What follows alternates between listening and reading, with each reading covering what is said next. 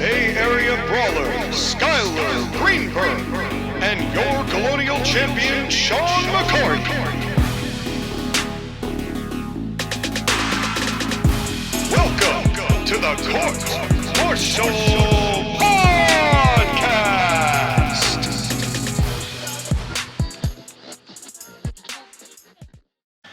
And welcome, ladies and gentlemen, one and all, to ACPW versus NWL Season 4, Episode 2. I am so excited to bring to you the hottest and freshest professional wrestling booking known to the world today. I am your Colonial Champion, Sean McCartney, the ACPW half of this contingent. And all of the fantasy booking we've been doing for the past 4 years has led us to this moment. It's all come together and it's all going places. But speaking of people who go places and are better at doing it than Buzz Lightyear at going to infinity and beyond, the man of the hour, the man with the power, too sweet to be sour. He is the Bay Area Brawler himself, Skylar Greenberg. Are you recovered at this point from going to the AEW show, Sky? Pretty much, although I'm going to be honest, we're going to go to Lightyear and beyond. That does sound like something that Tony Khan would do while he's high. Well, on what is my question, and I hope to never find out the answer. I hope things will just improve, and then we'll never have to talk about his erratic habits ever again. But I mean, we are going to have to talk about his erratic behavior. Well, yeah. Well, understand. It's half of our content. Well, yeah, I can't argue with that, Skylar. I really can't. But we have two very loaded shows heading into you today. Both the people on the YouTube and anywhere else you're finding it, which I don't know where, maybe you've downloaded it from YouTube, so you're listening to it there.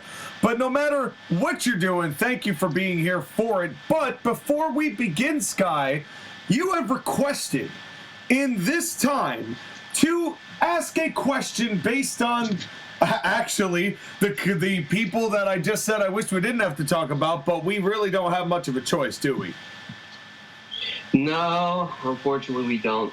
So what happened over the last weekend, and it's been a week, so that's why we didn't cover it, because we have shit to do. Yeah, honestly. Oh yeah. We're not. Listen, when there's big news that drops with a handful of occasions, our lives are not so driven by wrestling that we are going to stop our lives just to do a podcast, unless it is a monumental discussion. Right. So, when AEW announced that they were going to do house shows, it's not going to stop me from, whatever. We'll talk about it next week or whatever. Yeah, I mean, it's not a huge big deal, but there has been some scuttlebutt around based on a couple things that have occurred at said house shows that has led to a conversation that we are about to have. Yep. Now, the reason why this is brought up is that on March 18th, they did a house show in Troy, Ohio, which is not too far from Cincinnati. And this is, to my knowledge, the first time that they've done a proper house show. Yes. Not counting the dark matches or the rampage matches. Right. And they did it in front of 3,000 people. Now, Sean, I sent you the news link, and I also sent you a fan video of one of the matches that was going and making the rounds. Did you see any of it? I caught about 45 seconds of the degeneration of Dr. Britt Baker and Anna Jay. And I couldn't, because I have to book Dr. Britt Baker and I have plans for her, and I just could not, in good conscience, do something here that I couldn't watch it and then book her and then be like, wow, I need her to be actually decent, because it looked pretty bad. And let me tell you, that 45 seconds was nothing compared to what happened later. Now, I will give you credit in that Dr. Britt Baker was not the really bad wrestler in that match. No, it seemed like Anna Jay was the one who was the deer in headlights, but still. I mean, one of the kicks that was thrown about 8 minutes into this match was so off target. And I told you guys this. That match made Shotzi Blackheart versus Ronda Rousey from the Survivor Series, Flair and Steamboat. Which I also did not watch because I couldn't. Well, no, that one I actually chose not to. I saw that card, I'm like, oh, hell no, and then just skipped it. Which I do not regret. And that match is also infamous for a terrible botch. So again, we can do the indictment on women's wrestling, but that's not what we're doing today. Yeah, that's not the point this time. This time. This time. But the reason why I brought up this particular thing is that this is the first time that AEW has done house shows, and apparently it's very controversial because a lot of the AEW talent actually don't want to do house shows. And it brought up a debate that I had with a couple of other people like myself, Josh, and a few others, and now I'm bringing here with you, Sean. So I want to ask you a couple of questions, and then we'll go into like the big topic that I have for this one. Okay.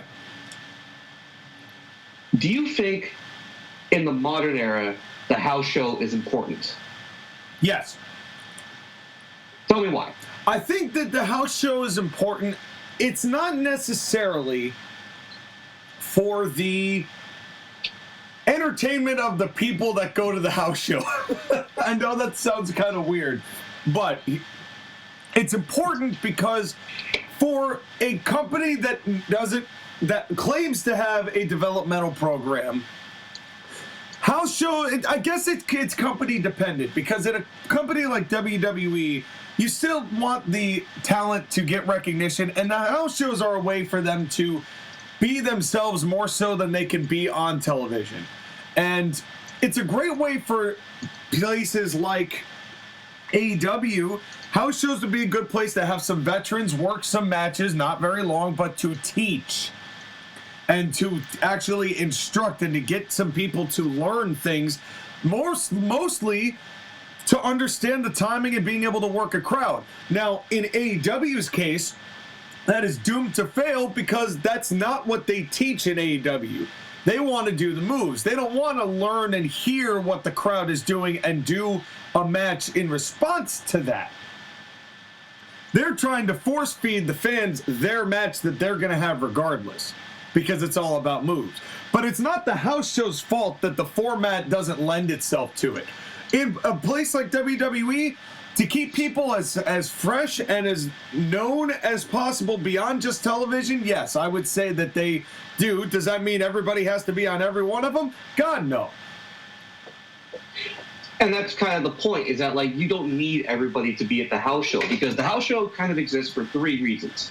The first one, again, is to offer a cheaper alternative for fans to be able to attend.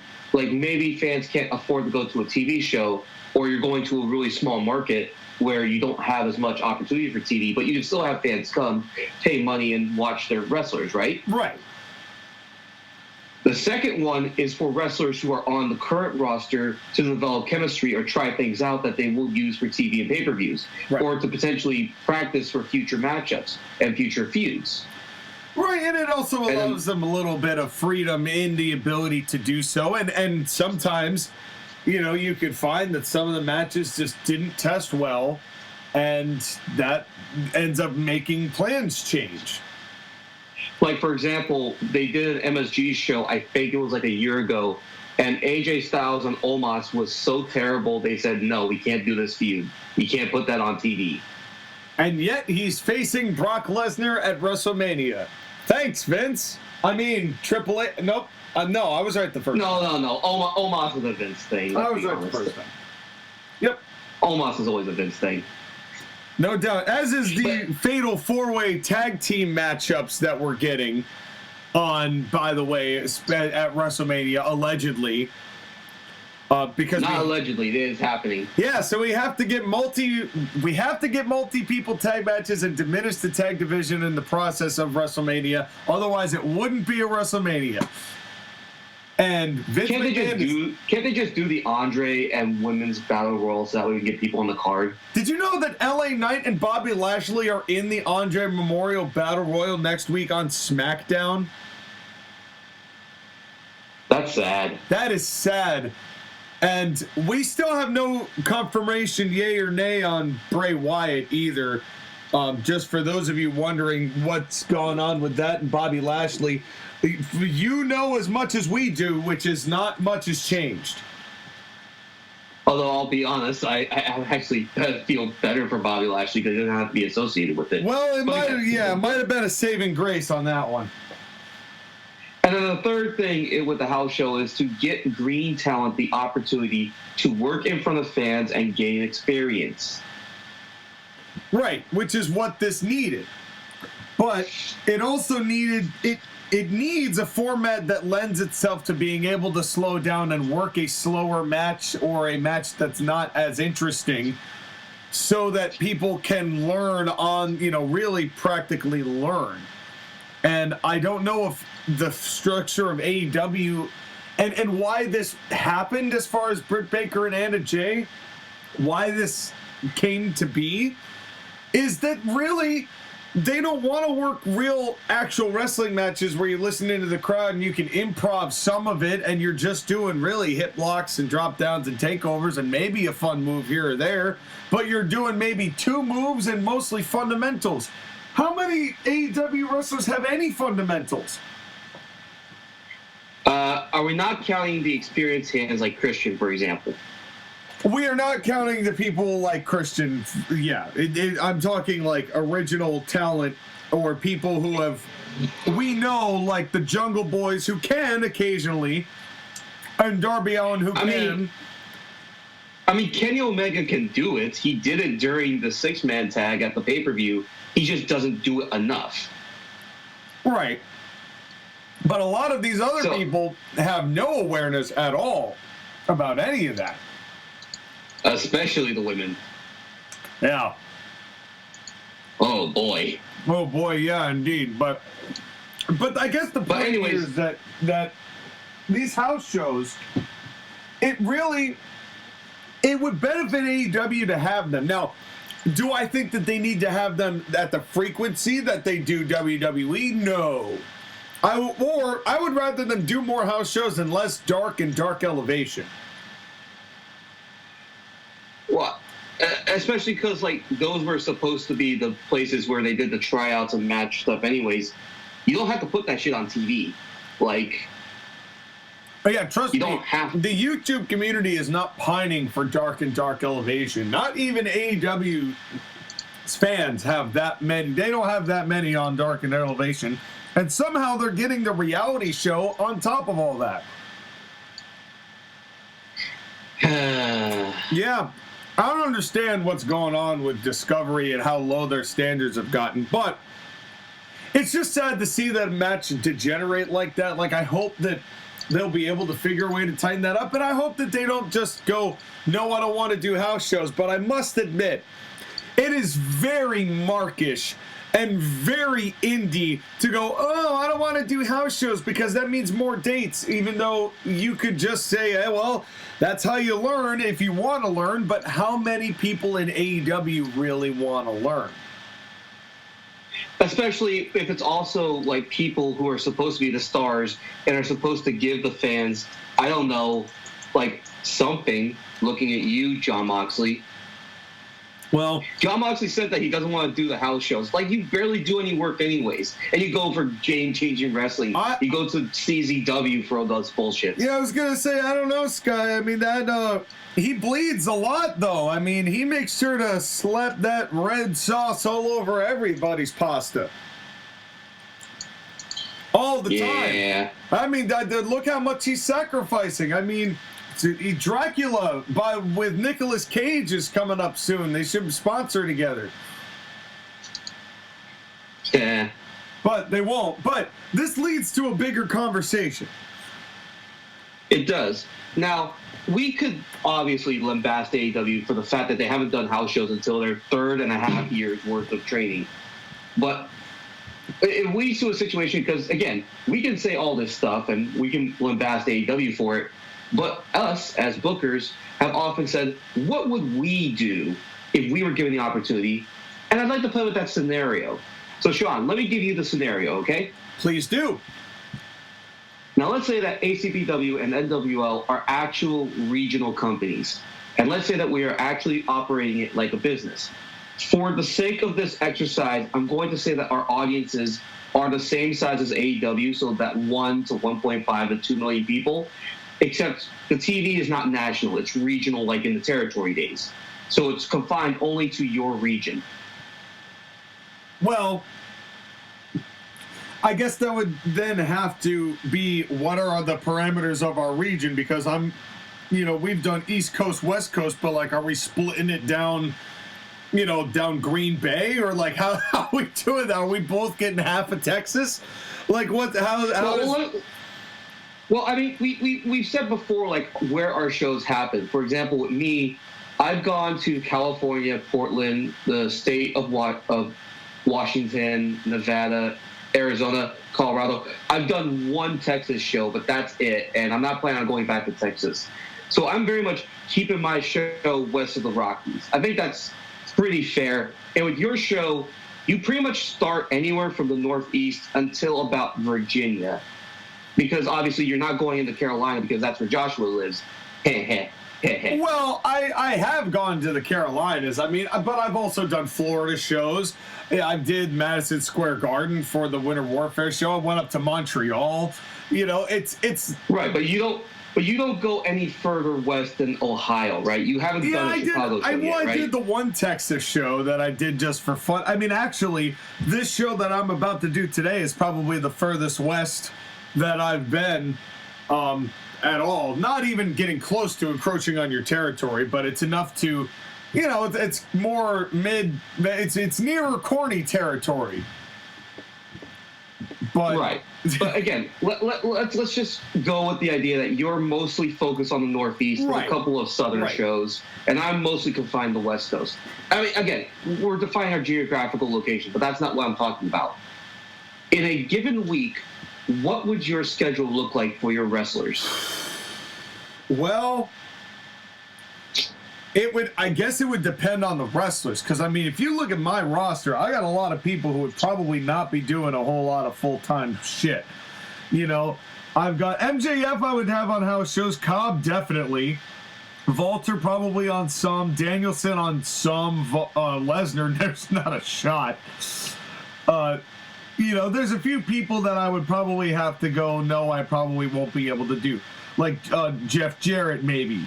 There's a few people I'd have to go, okay, Corny's not going to be on the house shows, probably. He's going to be doing this podcast. Right. If anything, though, maybe he's like a producer backstage or a road agent. Maybe Jeff Jarrett is in charge of the house show and making sure it's running properly. Basically, what I would want to do is I would want to have maybe because I've been thinking about this too, Scott, because initially my format was like book week to week, right? But now that we've done this for 3 years, that would be a hell of a lot of hot-shotting if it was just week to week, given the formatting that we do. It's just so it's really more like one major show a month. So the way that I view it now is that my shows are like the one major show of television a month is the show that you hear.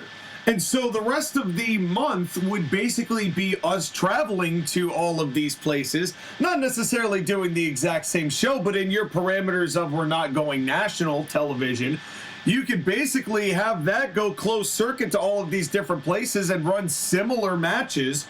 Not necessarily all the way up and down the East Coast for 30 days, but not all the way up and down the East Coast for 30 days. We would have to come up with different tours of house shows and how that would go, depending on, where the next month's route would be.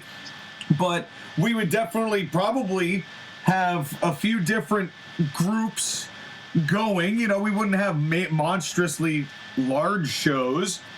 But it would allow people. So you're thinking probably maybe 4 or 5 matches per house show, and maybe like groups of, depending on how many people, anywhere from 10 to maybe 16 people if you have a couple of tag matches in there. A couple of 6-man tags. Yeah, nothing huge, and you basically spend the whole rest of the month, and you don't have to do twice on Sundays. It'd probably be a 5-day work schedule.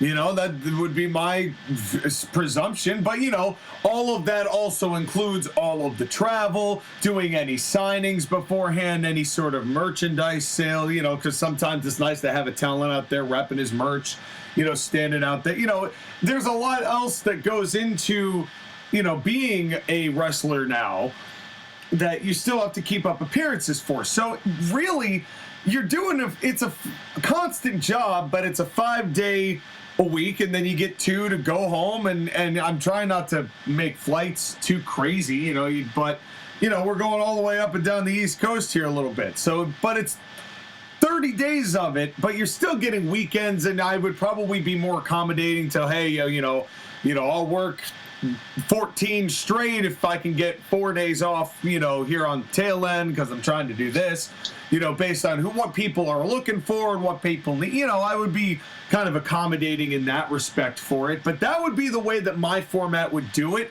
because I'm not doing weeks of television, you know, and I would be doing more house shows on the regular circuit, and the real television that everybody gets to see would be the once a month show that you get. Right, and when it comes to like booking your shows, you probably wouldn't go that far for shows. For example, let's say that you were doing a show, probably like an untelevised show, maybe on like a Thursday in like Newark, New Jersey.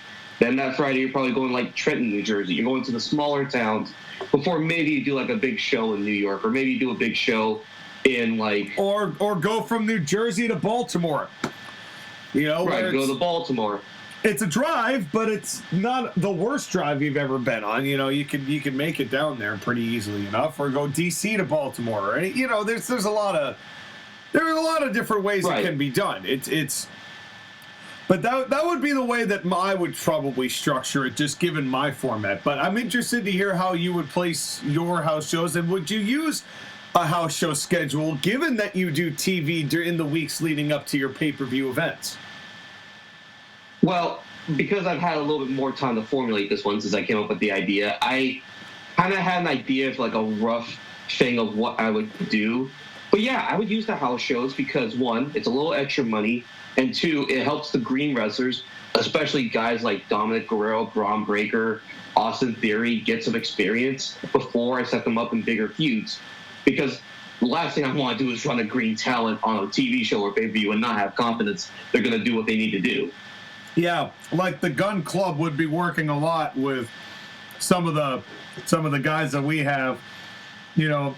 Like, I'm sure you would probably run FTR versus the Gun Club for 3 of the 4 house shows and be like, learn everything you can from these guys. It's genuinely possible. But, like, for example, I probably would do, like, and this is an example of a Southern California house show circuit. So, Friday night, we're in Ontario, and then Saturday night, we're in Bakersfield. Then we're going to go to San Diego on Sunday night before we go back to Los Angeles for a TV on Monday. And then I give 3 days off, or otherwise you're doing, like, appearances or stuff like that, radio shows, TV shows. Maybe you're going to, like, a car dealership for a signing. Maybe you're going to, like, a toy event to merch some toys or whatever. But then you do your next show on Thursday, and then Friday, Saturday, and then Sunday, and then TV show again on Monday. I assume, what day of the week would you pick for your TV show?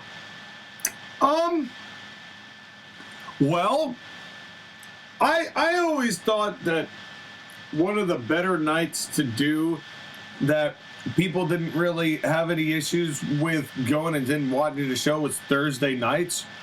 I thought that was part of what made Impact special at first.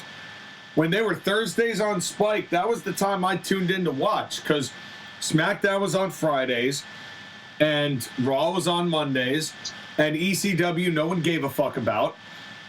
And there was TNA on Thursdays going, hey, we got a 6-sided ring, and we're on a day that you're not watching, WWE, and we got some people you might recognize. Why don't you give us a crack, huh? And people did. And to answer your question, ECW was on Tuesdays. Oh, I knew ECW was on Tuesdays, but nobody cared. That's fair. That was the problem. Tiffany was announcing the new talent initiative, and everyone was like... I know, and even Sheamus, as much as I love Sheamus, that was a green Sheamus. It made people... I mean, Sheamus and Goldust had a hell of a feud together in there, and that rejuvenated Goldust a little bit. going there. I mean, it bounced But again, Christian back. That's kind of the thing, is that you would run that on a house show, like have Sheamus learn as much as he can from a veteran like Gold Dirt. Gold Dirt. It's just it's David Spade, but in just Dustin Rhodes' outfit. Yes, David Spade is Gold Dust. He's known as Gold Dirt. Oh, that's good. Anyway. But anyways, but the point again is that you would have Sheamus learn from someone like Goldust in the house shows, and then you would put that match on TV so that they would be ready to, do that match on TV. Right.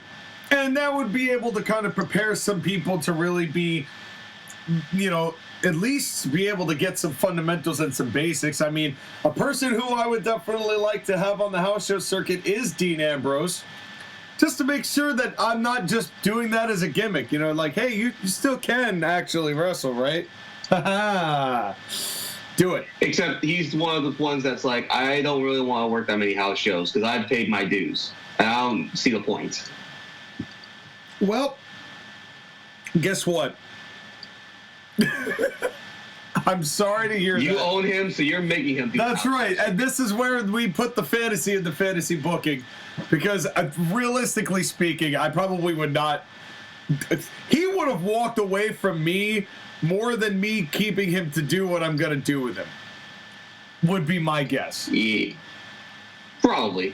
But it's interesting to think about because house shows, there's a lot of good that can come out of house shows, but if you're not careful, you can burn your talent out on your house shows. Injuries happen on house shows. So it's all about a balance of how much you really want to give and take, versus it's not even about making the money off the shows. That's like not even the important part of house shows.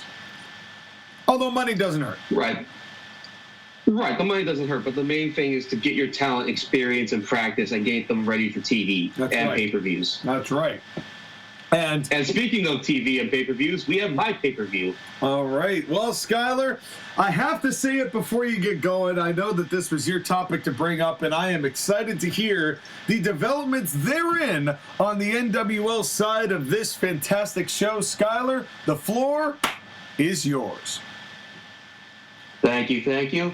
And we're going to be in a new area, Phoenix, Arizona today for NWL Madness in March. Let's go, Coyotes. Let's go, Coyotes. Let's go, Coyotes. Oh, I'm the only one doing that, huh? Oh, never mind. Pretty much.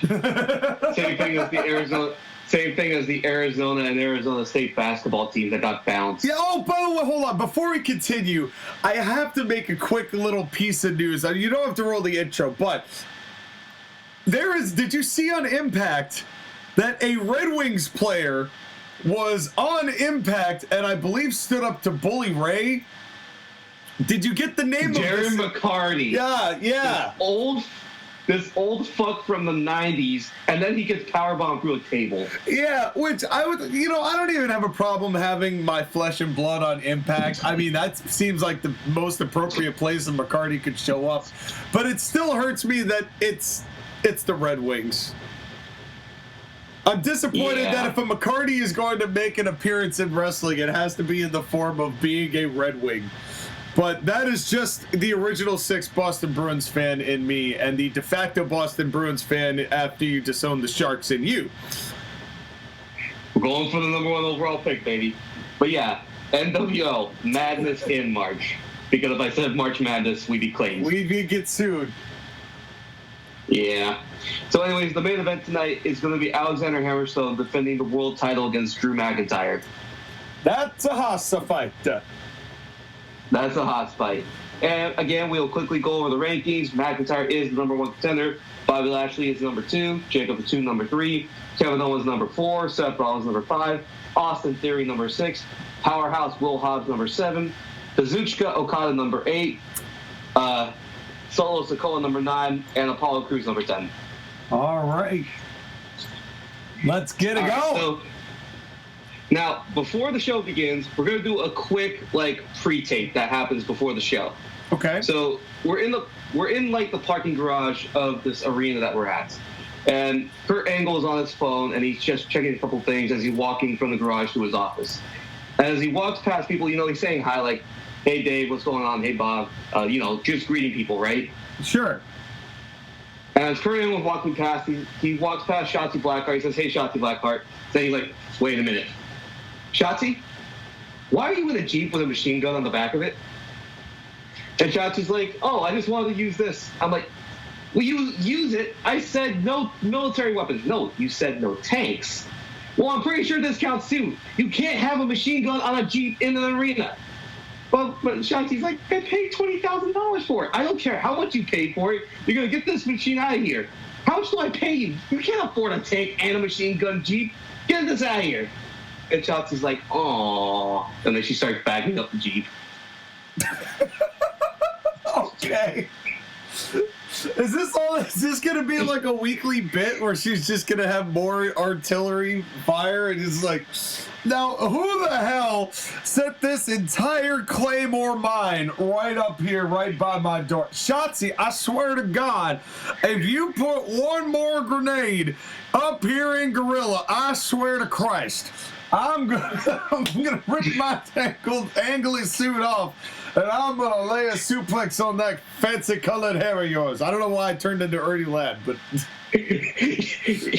You're trying to do Kurt Angle, and then you turned to Ernie Ladd. Like, I don't know where that accent was headed, but none of that was Kurt Angle. But in any case, I do like this bit. It is a funny bit. I was just like, now, question mark, is that machine gun shoot paintballs, or is it like a legitimate machine gun where people should be like cowering away in fear? I'll let your imagination do the rest. Okay. All right. It may shoot bullets. It may shoot paint. It may shoot glitter for all we know. I don't know. It's probably glittery paint bullets. Probably. Thank you, Joshua, for giving me this gimmick. You told me to do something with her, and now I'm doing something with her. Well, there you go. What a way to kick off the show is to kick out Shotzi Blackheart. And her stupid Jeep. And her Jeep. Anyways, there's one preliminary match show. It's Roxanne Perez versus Casey Catanzaro. Because of the whole thing with Nikita Lyons basically having a torn ACL, I dropped her so I could draft Casey Catanzaro in the supplemental draft. It was a minor thing.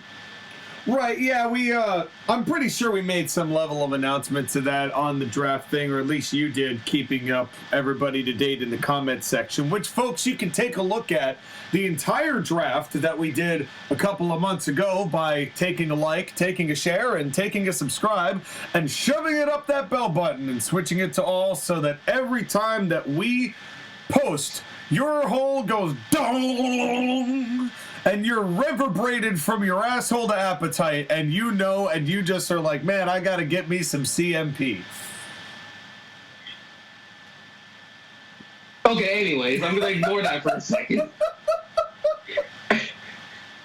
And while you're making weird comments like that, Roxanne Perez wins in 6 minutes. I'm not gonna have a go-along match. Yeah, I'm not really that surprised. That kind of had an obvious outcome based on who you're pushing. Yep. Now, we're going to get to the main show, and before we begin, I do want to say something. I'm not super happy with the show because this is going to be a lot more angle than it is wrestling. That's what we do. It's how you build. Yeah. And again, the idea is that this is supposed to be like a pay-per-view, but there's a lot of angles that I booked on this show, but I kind of had to because of what was going on. Understandable. But anyways, the first matchup is an NWL rankings matchup. It's the number 3 Jacob Fatu versus the number 10 Apollo Crews. Okay. How long does this match go and who wins? I cannot imagine that Apollo Crews is going to beat Jacob Fatu. I can't imagine in any universe where that happens unless your name is Josh again. Yeah, I would say maybe 4 minutes. I will say 5. Okay. So by Price is Right rules, you win. Fair enough. I will take the $1. But yeah, this is mostly just a squash match. I mean, Apollo Crews does get like spurts of offense here and there, maybe a kick. maybe a punch. Maybe he does a really cool drop kick or something and staggers Fatu, but he never takes a full bump. Jacob Fatu just dominates him. Samoan spike, Samoan drop, takes the win. Got him. No surprises here. The Usos, the Usos and Solo Sikoa at ringside. They all come into the ring, and Jacob Fatu grabs a microphone and says, cut my music. Listen here. Last month, Roman Reigns, you assaulted the members of the Bloodline. And I shouldn't be surprised by this. You have always been a coward. You claimed that you were Godmother. You claimed you were the tribal chief, but you used your family to stand on top of them in order to get to the top of the mountain. And you know what? The only reason why I held my tongue. The reason why I didn't assault you for the way that you treated me and my cousins is because you were providing for my family. You were providing to help feed my children. But you are going to get payback and receipts by me. I'm going to take everything you hold dear and destroy it because of what you did to me, because of what you did to the Usos and Solo Sikoa. You had no right to interfere in their match last month. I'm going to find you, Roman, and when I find you, I'm going to take your head off. Big words from a big man. And now the split is not only big, but now it is boisterous and bombastic in the form of Jacob Fatu, who is a scary-looking individual. Right, and the new leader of the Bloodline. Yes. By default, basically. By default, but the reason I'm going with a more, aggressive, because the Bloodline has always been more measured. It's been, again, Mafia boss. I'm going with a more aggressive, angry, violent-tempered family. Which makes more sense under somebody like Jacob Fatu. Exactly. The next match is the number 2 ranked contender, Bobby Lashley, versus the Man Scout, Jake Manning.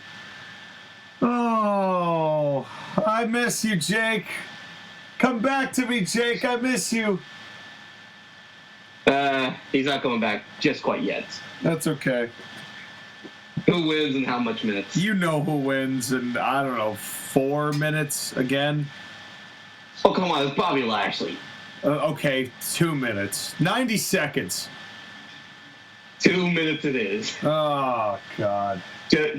Just choke slam, pins him, wins. Oh, I know. I don't know. I shouldn't be upset because that's exactly what Man Scout is there for. I love the man so much. It's just, anyway. Good job, Bobby. Right. Good job. Hope you win the Battle Royal. Now, Bobby is, of course, celebrating in the ring, posing and all that. Here comes Powerhouse Will Hobbs to ambush him, and Bobby takes a powder because he wants none of that. Well, Powerhouse Hobbs has been on a roll lately. There's no disputing that. And the fact that Powerhouse Will Hobbs was assaulted by Bobby Lashley a couple of months ago because Bobby said that he was a waste of space. That's right, and Hobbs is going to prove that he is not, in fact, a waste of said space. Nope. Now we're going to go backstage to the office of Kurt Angle, and he's on his desk sitting down looking at Kevin Owens.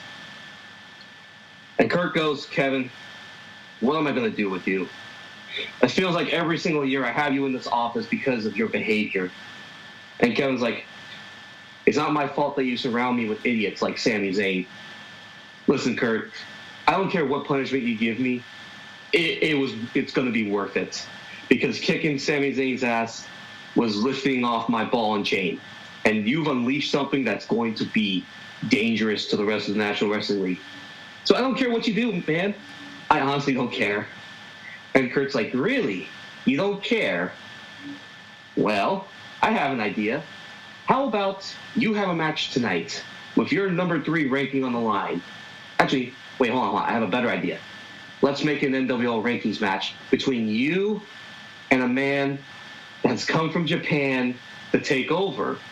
How about I have you, Kevin Owens, go up against Kazuchika Okada? Let's see who the better KO is. And of course, Kevin Owens' face is his jaw has dropped. He can't believe it. He's like, you can't do this against me. You want me to wrestle Kazuchika Okada? And Kurt's like, yeah, you said any punishment's fine. And Kevin was like, and then he walks out because he's so flustered. That is a fascinating pairing, and I don't know what that match would look like. Genuinely, I'm trying to visualize like how they would wrestle each other. I'm not saying it's a clash of styles. I just can't visualize it. That's such an interesting matchup. Okay, I'm all for it. I'm interested to see what you do with it. That's kind of basically what Kazuchika Okada is going to be to the rest of the roster, because we have not seen anybody that's like him. Even Shinsuke Nakamura, for as good as he is, does not wrestle like Okada does. No, well, not anymore. Not anymore, because he's been WWE-ized. Yeah, for some time. And God, is he even on the show anymore? Nakamura, not really. Hardly. The last time I saw him, he got his ass kicked by Gunther. Oh, yeah. And that was in, like, July something. He's a guy I kind of wish would end up being released from his contract so we could see him back at the level that we thought he was before he showed up. I do also kind of think, though, that Nakamura, he is going towards, like, he's 43 at this point. He's in the back end of his career. Yeah, so, which means that it seems like it would make more sense for him to go to Japan and wrestle some final matches there with some maybe up-and-coming talent whose names are not Dave Finlay or have any involvement with the Bullet Club, because that concept. I mean, he did wrestle that retirement match against Muda. Yeah, you know, he can just go and do the kind of matches that he wants to do to close out his career against maybe one with Okada, you know, and I don't know. It's just, I guess the point is I'm very interested to see how this matchup is going to work, and if Okada goes from 9 to 3, that's pretty damn good. Right. Actually, let me update. Kevin Owens is 4, Okada's 8. My apologies. Okay, 8 and 4. That's still pretty damn good. Yep. And the next match will also be interesting. It's Austin Theory versus Dominik Guerrero with Braun Breaker at ringside. Sorry, Rex Steiner. Yeah. The one with a good name. And now who will he choose? Now, the reason why this match is happening is that Guerrero and Steiner lost the tag team titles last month. Theory blames Guerrero because Guerrero has been weak and soft, and he's the one that always loses whenever they lose a match. And Guerrero's trying to basically fight for himself because he thinks that he's hot shit. So it's Dom versus Austin. Who you got and how many minutes? Well, this is still... It's tough because I don't know what this match would look like either, just because I know Austin would be good on his side of the deal, but I don't know about Dominik still. As far as his in-ring is concerned, I would say that 6 minutes, and I'm going to say Austin Theory wins, but I don't know how Rex Steiner's going to factor in. 8 minutes. Okay. And it's kind of like, again, heel versus heel match. So there's not really a babyface. So the fans aren't like too into the match. It's one of those things, like, it's a match of like athletic styles. Dominik controls at the beginning. Theory, of course, has to cheat because that's what he does. Grabs a leg, sweeps the leg while he's trying to get through the ropes. Takes advantage, does the heat. Dominik starts making the comeback with his high-flying style. He tries to win the match with the 619. So he pushes Theory into the ropes. He goes off the ropes himself. As he goes for it, Rex Steiner gets onto the apron to kind of shield Theory, and Dominik has to stop. And the referee, of course, is yelling at Rex to get off the apron. As Rex is arguing with the referee, Theory gets off of the ropes, low blow to Dominik Guerrero, then grabs him, hits A-Town down as Rex Steiner gets off the apron. The referee goes over, cover, 1, 2, 3. Sorry, Dom. That the choice has been made. Yep. Post-match, Austin Theory and Rex Steiner just beat the shit out of Dominik Guerrero a little bit more. They take him, they throw him through the ring post. They take him and they go over to the ringside area, they grab the ring bell, and they ring it over his head. And the little Tweety birds are swirling in a circle as Dominik lays on the ground and goes, "Father, can you hear me?" Which father, though? Is it Eddie Guerrero? Well, that's up. That's you. Use your imagination, Sky. It's up to you. Both. Well, you understand why I need to do this, right? I've got an idea of why. You have an idea? I do. I have. Well, because I know you can still take this in multiple directions. I think that based on some of the people that you have gotten and have been trying to get, I could see why you'd want to do this. And I also think that the NXT generation, I feel like, I'm not necessarily saying that Rex Steiner is going to be the Kevin Nash to Austin Theory, Shawn Michaels, but as a tag team, their dynamic works better than I think Dominik and Rex. And I also think that you could still do some stuff with Rex or with Dominik as a babyface to some degree, especially with some of the people that you have on your roster. It just felt like of the three of them, Dominik always stood out as being like the third wheel. Yeah. Well, you're not wrong. That's I guess that's basically what I was trying to say there. That's based. Yeah. So it'll be interesting to see where Dom goes from here and how that all fits in. Yeah. But anyways, the next match coming up is going to be, well, actually, hold on. Before we get to the next match, we're actually going to go backstage real quickly. Okay. So we're backstage in the locker rooms, the women's locker room, and Roxanne Perez is getting her stuff away after taking a shower, and she's getting ready to leave. As she gets ready to leave, a voice starts cackling. Hey, girls, look at the newbie. And in comes Bayley and Damage Control. I have to say, that was a great performance you had on your match this week. Oh, my goodness, Roxanne, you're such a prodigy. Haven't anyone told you that you're so good? In fact, you remind me of a young me. And Roxanne's like, oh, my goodness, thank you, Bayley. You know, I grew up and I was really a big fan of you. And Bayley's like, I bet you were. And I got to be honest, I'm so happy as a role model to see you come in. Seeing you, it just gives me so much energy and excitement. But I want you to understand something, Roxanne. You're going to watch me, and you're going to realize how good I am. And I think you could do something better. In fact, why don't I help you? Why don't you join my group, and we could, do some things together? And Roxanne's like, well, that's the thing. I've always been a solo act, if you know what I mean.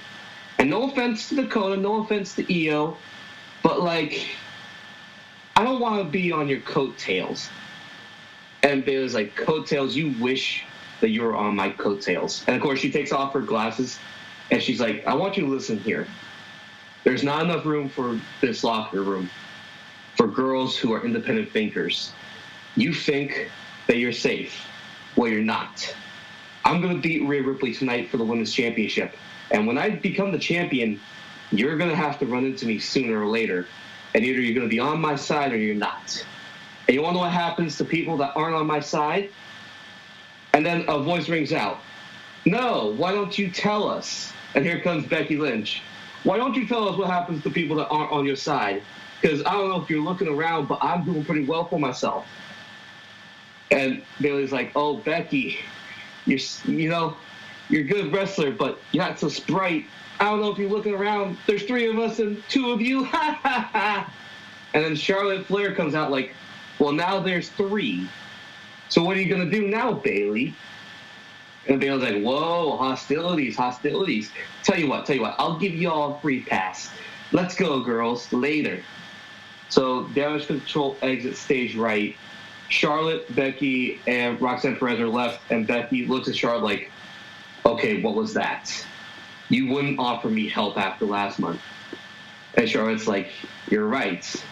Then she cheap shots Becky. Roxanne goes down to help Becky Lynch, who's been cheap shotted, and Charlotte's like, the only one that's going to take you out is me. Count on it. And new girl, you better learn your place. Otherwise, you're going to end up roadkill. Well, there was a lot happening in that. There a lot of people showed up and did a lot of different things. First of all, I do like the idea that Bayley is trying to recruit Roxanne, although I thought for a second, like, you were going to go a different direction with it, like Bayley too is like, I see so much potential in you, Roxanne, and you said, oh man, I was always a fan of yours. It's like, oh, that's great, it's great that you were a fan of me, I bet you were. So allow me to give you a great piece of advice. Quit. Leave. Don't come back. Because I'm the only Bayley here, and I don't need Bayley copycats trying to be me or trying to idolize me. I'm your role model, but you're not anywhere near my level. That's where I thought you were headed with that. I don't mind where you headed with it, as far as going, yeah, no, that's not really my thing, and then Bayley going, listen here, you little shit. And like, that's all fine. I really hope that this Bayley and Rhea Ripley match goes better than the one that just actually happened. Well, in the fantasy world, I can say the quality of the match is better. Yes, indeed. And I would imagine that it would be under these circumstances. As far as the Becky and Charlotte stuff, that did kind of get shoehorned in here, and I wasn't really expecting all of that either. So the only thing that I would be worried about is Roxanne kind of getting lost in the shuffle with all of the other shit going on. Well, we'll see what happens. We'll see what happens. The reason why I went the way I did versus what you suggested was because I want Roxanne Perez to be like the happy girl, but like she's going to push back. She's going to have some fight to her. Oh, absolutely. I mean, you still could have had her retort regardless. It was, but in any case, I'm interested to see where it goes. But you also notice that I have Bayley basically be female Seth Rollins there with the wow Luigi bit. Yes. Oh, of course. I mean, that's seeing how Becky is not doing that role anymore. That would be the place for Bayley. Yeah, because Bayley did the same thing that Seth Rollins did. I remember when they were in the Thunderdome era and they had a segment and they just started laughing. I'm just like, oh my God, you two are exactly the same. Yeah, and Bayley making fun of Michael Cole all the time. Loudly. Yeah. Anyways, we're going to go to a vignette now.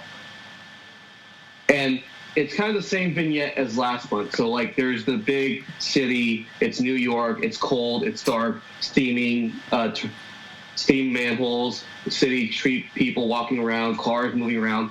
And again, you hear the sounds of fighting. And this scene is in a bar. Now, a bar fight has broken out. And there's this one giant dude who's like kicking the asses of 500 or 600 guys. He's grabbing beers and throwing them at people. He's throwing them into the bar. He's hitting people over the back with stools. And he's just kicking everybody's ass. He kicks everyone's ass. Everyone's laying down on the ground. And this man looks straight into the camera with his eyes. And it is none other than Dexter Lumis. Okay. And the camera goes to black and the words appear on screen. Dexter Lumis is coming. All right. Well, anytime somebody can just seriously dead stare into the camera, especially with that blonde ass mustache, I'm okay with this. Let's. I'm very interested to see where this goes. I like these vignettes for these guys that you're putting together, Sky. Well, what are you assuming? Oh, I'm assuming nothing, because you know what they say about assumptions, Well, you shouldn't. Anyways, I'm going not. We're gonna go to a tag team match, and not just any tag team match, but a world tag team match. It is DIY defending against the Acclaimed. Oh, I know what that means. Yep. So of course DIY make their entrance because Champion's advantage, and here come the Acclaimed. And Max Caster has a request for you, Sean. What would that be, Sky? Start my music.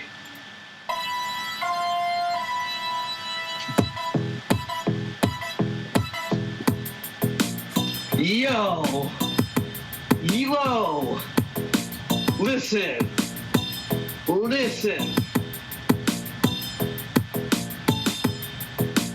Acclaimed arriving to take the belts. We're gonna go ahead and do it ourselves. Tommaso, why you looking so serious? You look like an out-of-shape delirious. And Johnny, stop looking at me with the same face. You're looking like a college girl gangbang disgrace. Max, Anthony, and Billy, we tired them brothers. About to beat DIY like Davey Richards does the mothers. Oh, no.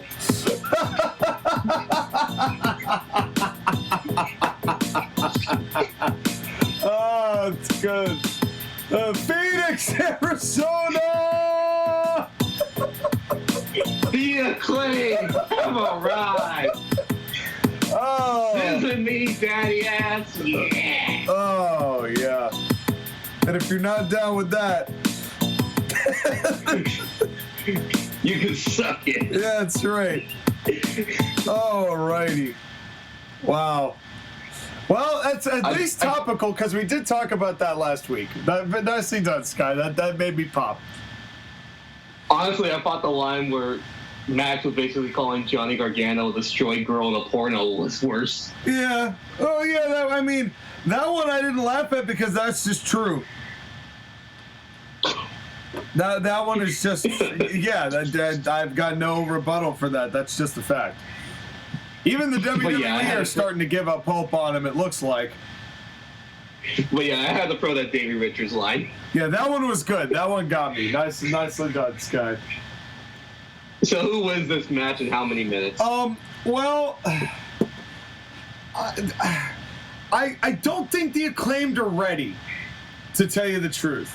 I think it's still DIY. I think they win it. I'm going to say 10 minutes, roughly.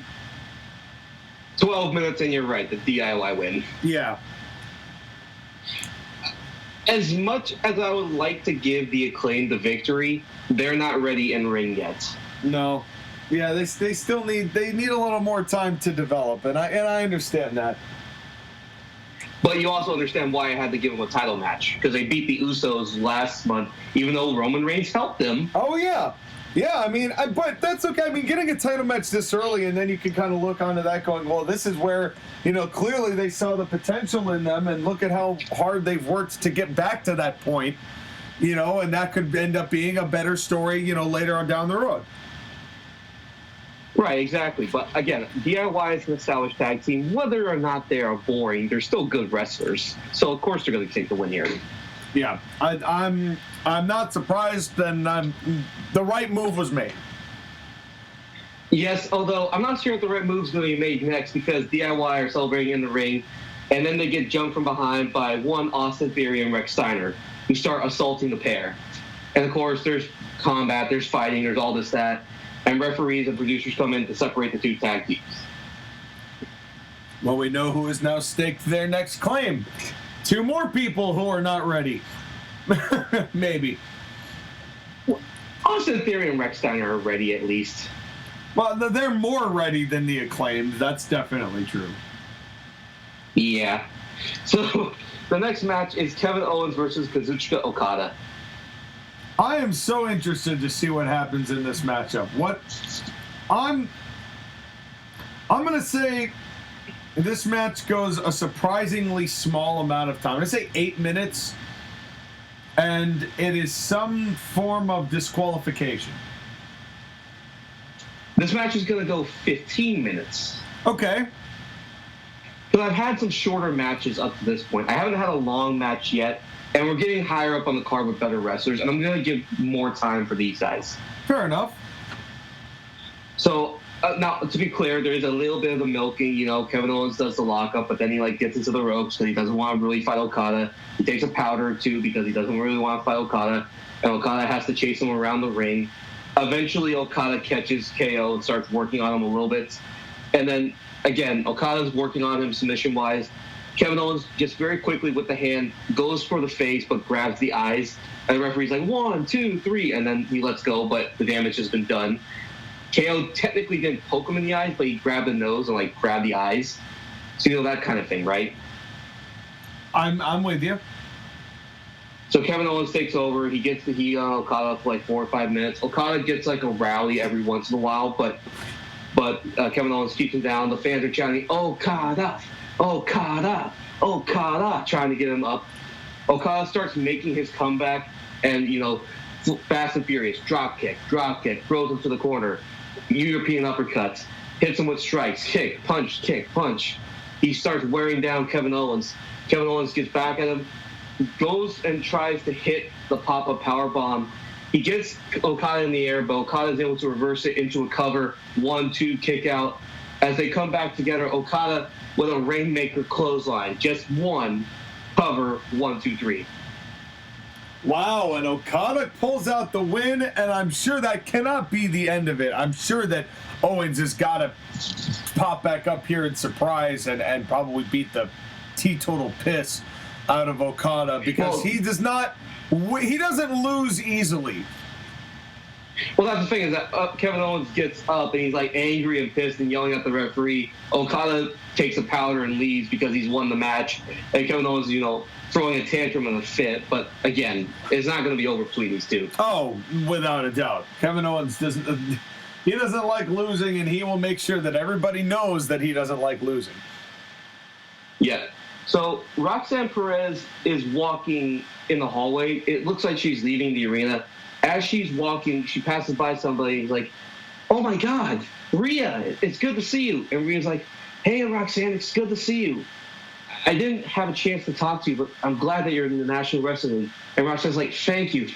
Rhea, I really have to thank you for helping to train me these last couple of years. I know, things haven't been going perfectly, but really, I appreciate it because you helped me get here." And Rhea's like, "Oh, of course. But I gotta ask, where are you going? The show's not over yet." And Roxanne's like, "Oh, I was thinking about leaving because my match is already over, and I don't know, Bayley said some things to me earlier, and I was trying to be strong about it, but it kind of got to me. And, the whole thing with Charlotte threatened me, I don't know, maybe I should just head home for a little bit, just to relax." And we was like, "Roxanne, come on. Where's that confidence that you had? You call yourself a prodigy for a reason, because you learn things faster than everybody else. You get better than everything else." And Roxanne's like, "I know, and I'm confident in my abilities, but you've seen these girls. These are some of the best of best. We're talking about the horsewomen here." And Rhea's like, "I don't give a damn. I've beaten the horsewomen, and you will too. Listen. Ever since you were a little girl, you wanted to be a professional wrestler, right?" I knew it was coming, but I was wondering where you were going to put it. Okay, all right. I'm sorry. Continue. Well done. You're well done. Ever since you were a little girl, you wanted to be a wrestler. Yeah. And did you not work every single day as a high school athlete, as a triathlon, in the school board, learning everything you can? Did you not spend endless hours watching film of old wrestling to get where you are today? And Roxanne's like, "Yeah." Did you not spend hours with Booker T in his gym? And I know Booker T, and he's a tough trainer. Listen, I want you to come up for my match tonight with Bayley, and I'm going to show you that there's nothing to fear from the Horsemen, okay? You stick by my side, and we'll show these women what it means, okay? And Roxanne's like, "Okay, thank you, Rhea." So the two of them are walking out towards the match later. All right, so I assume this match is coming up next. We're close to our co-main event here, so I'm imagining this is going to be coming up pretty much next.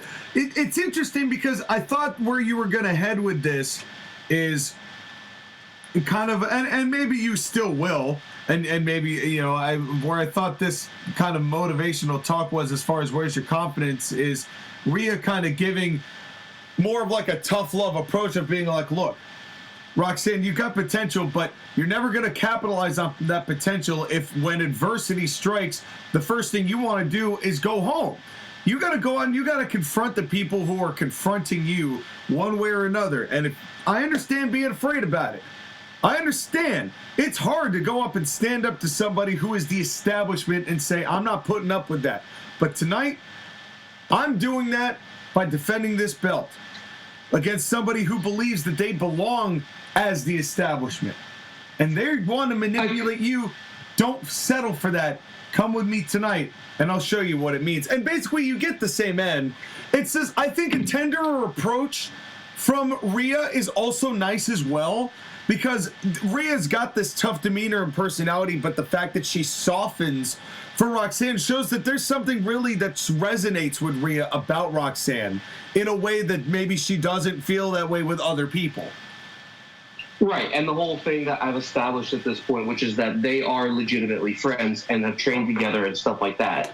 So I'm kind of creating, in a way, that mentor-student relationship for Roxanne Perez. Sure, I think that where this is going, I'm interested to see how the match goes, because now it's a 3-on-2 situation with people at ringside. Right. Now, the one thing I'm going to address right now, yes, I'm giving Roxanne Perez Liv Morgan's gimmick, except she's earned it. Yes.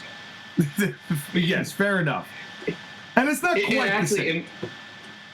Actually, in many ways, I'm kind of doing like a parody of the Liv Morgan gimmick, because I'm making fun of the whole concept that Liv Morgan is a good wrestler, because she's not. Well, the problem is you can use that for one person who has the fit and the bit and can work.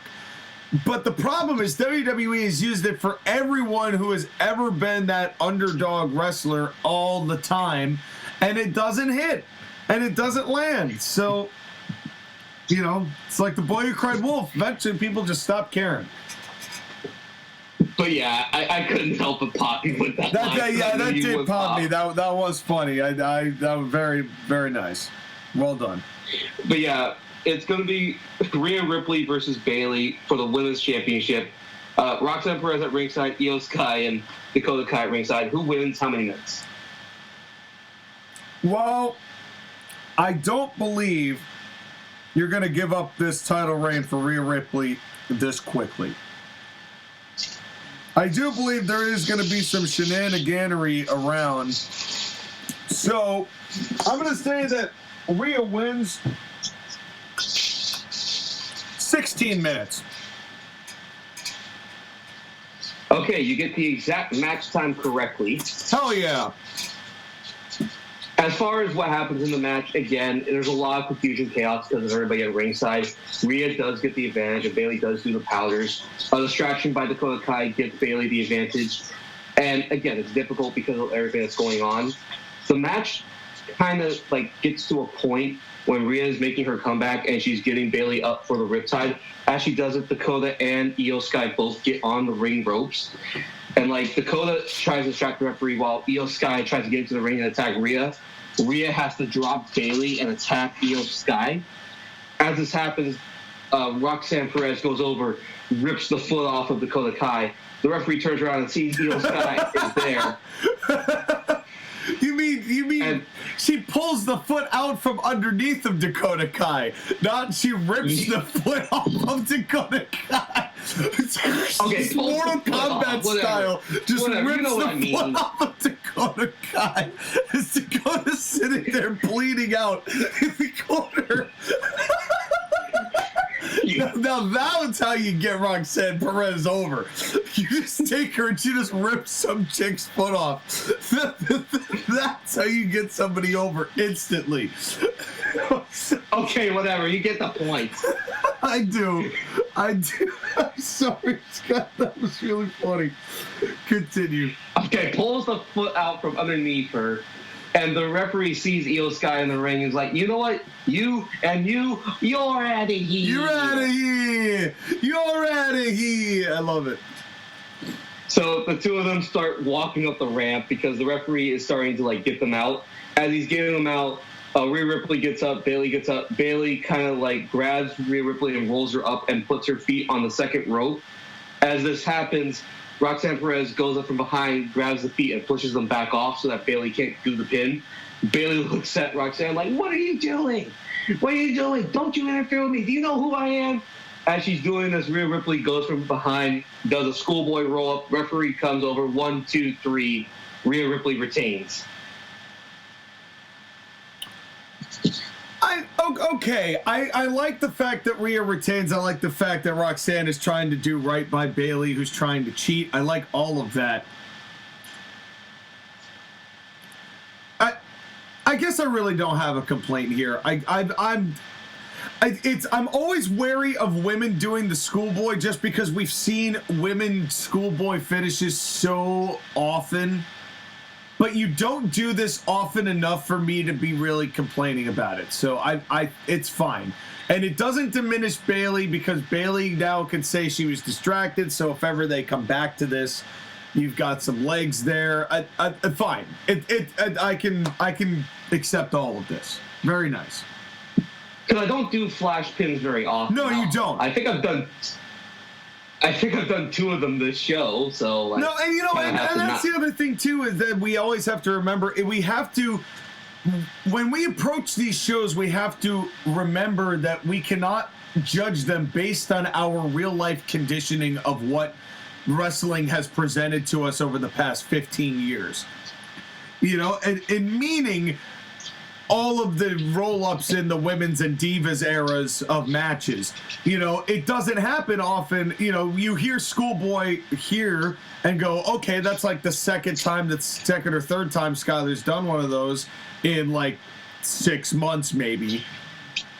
But it's not a major, you know, that's way less frequent than the brutal beat down in our heads of the schoolboys that we got all the time from 2008 to 2014, basically, in the women's wrestling of WWE.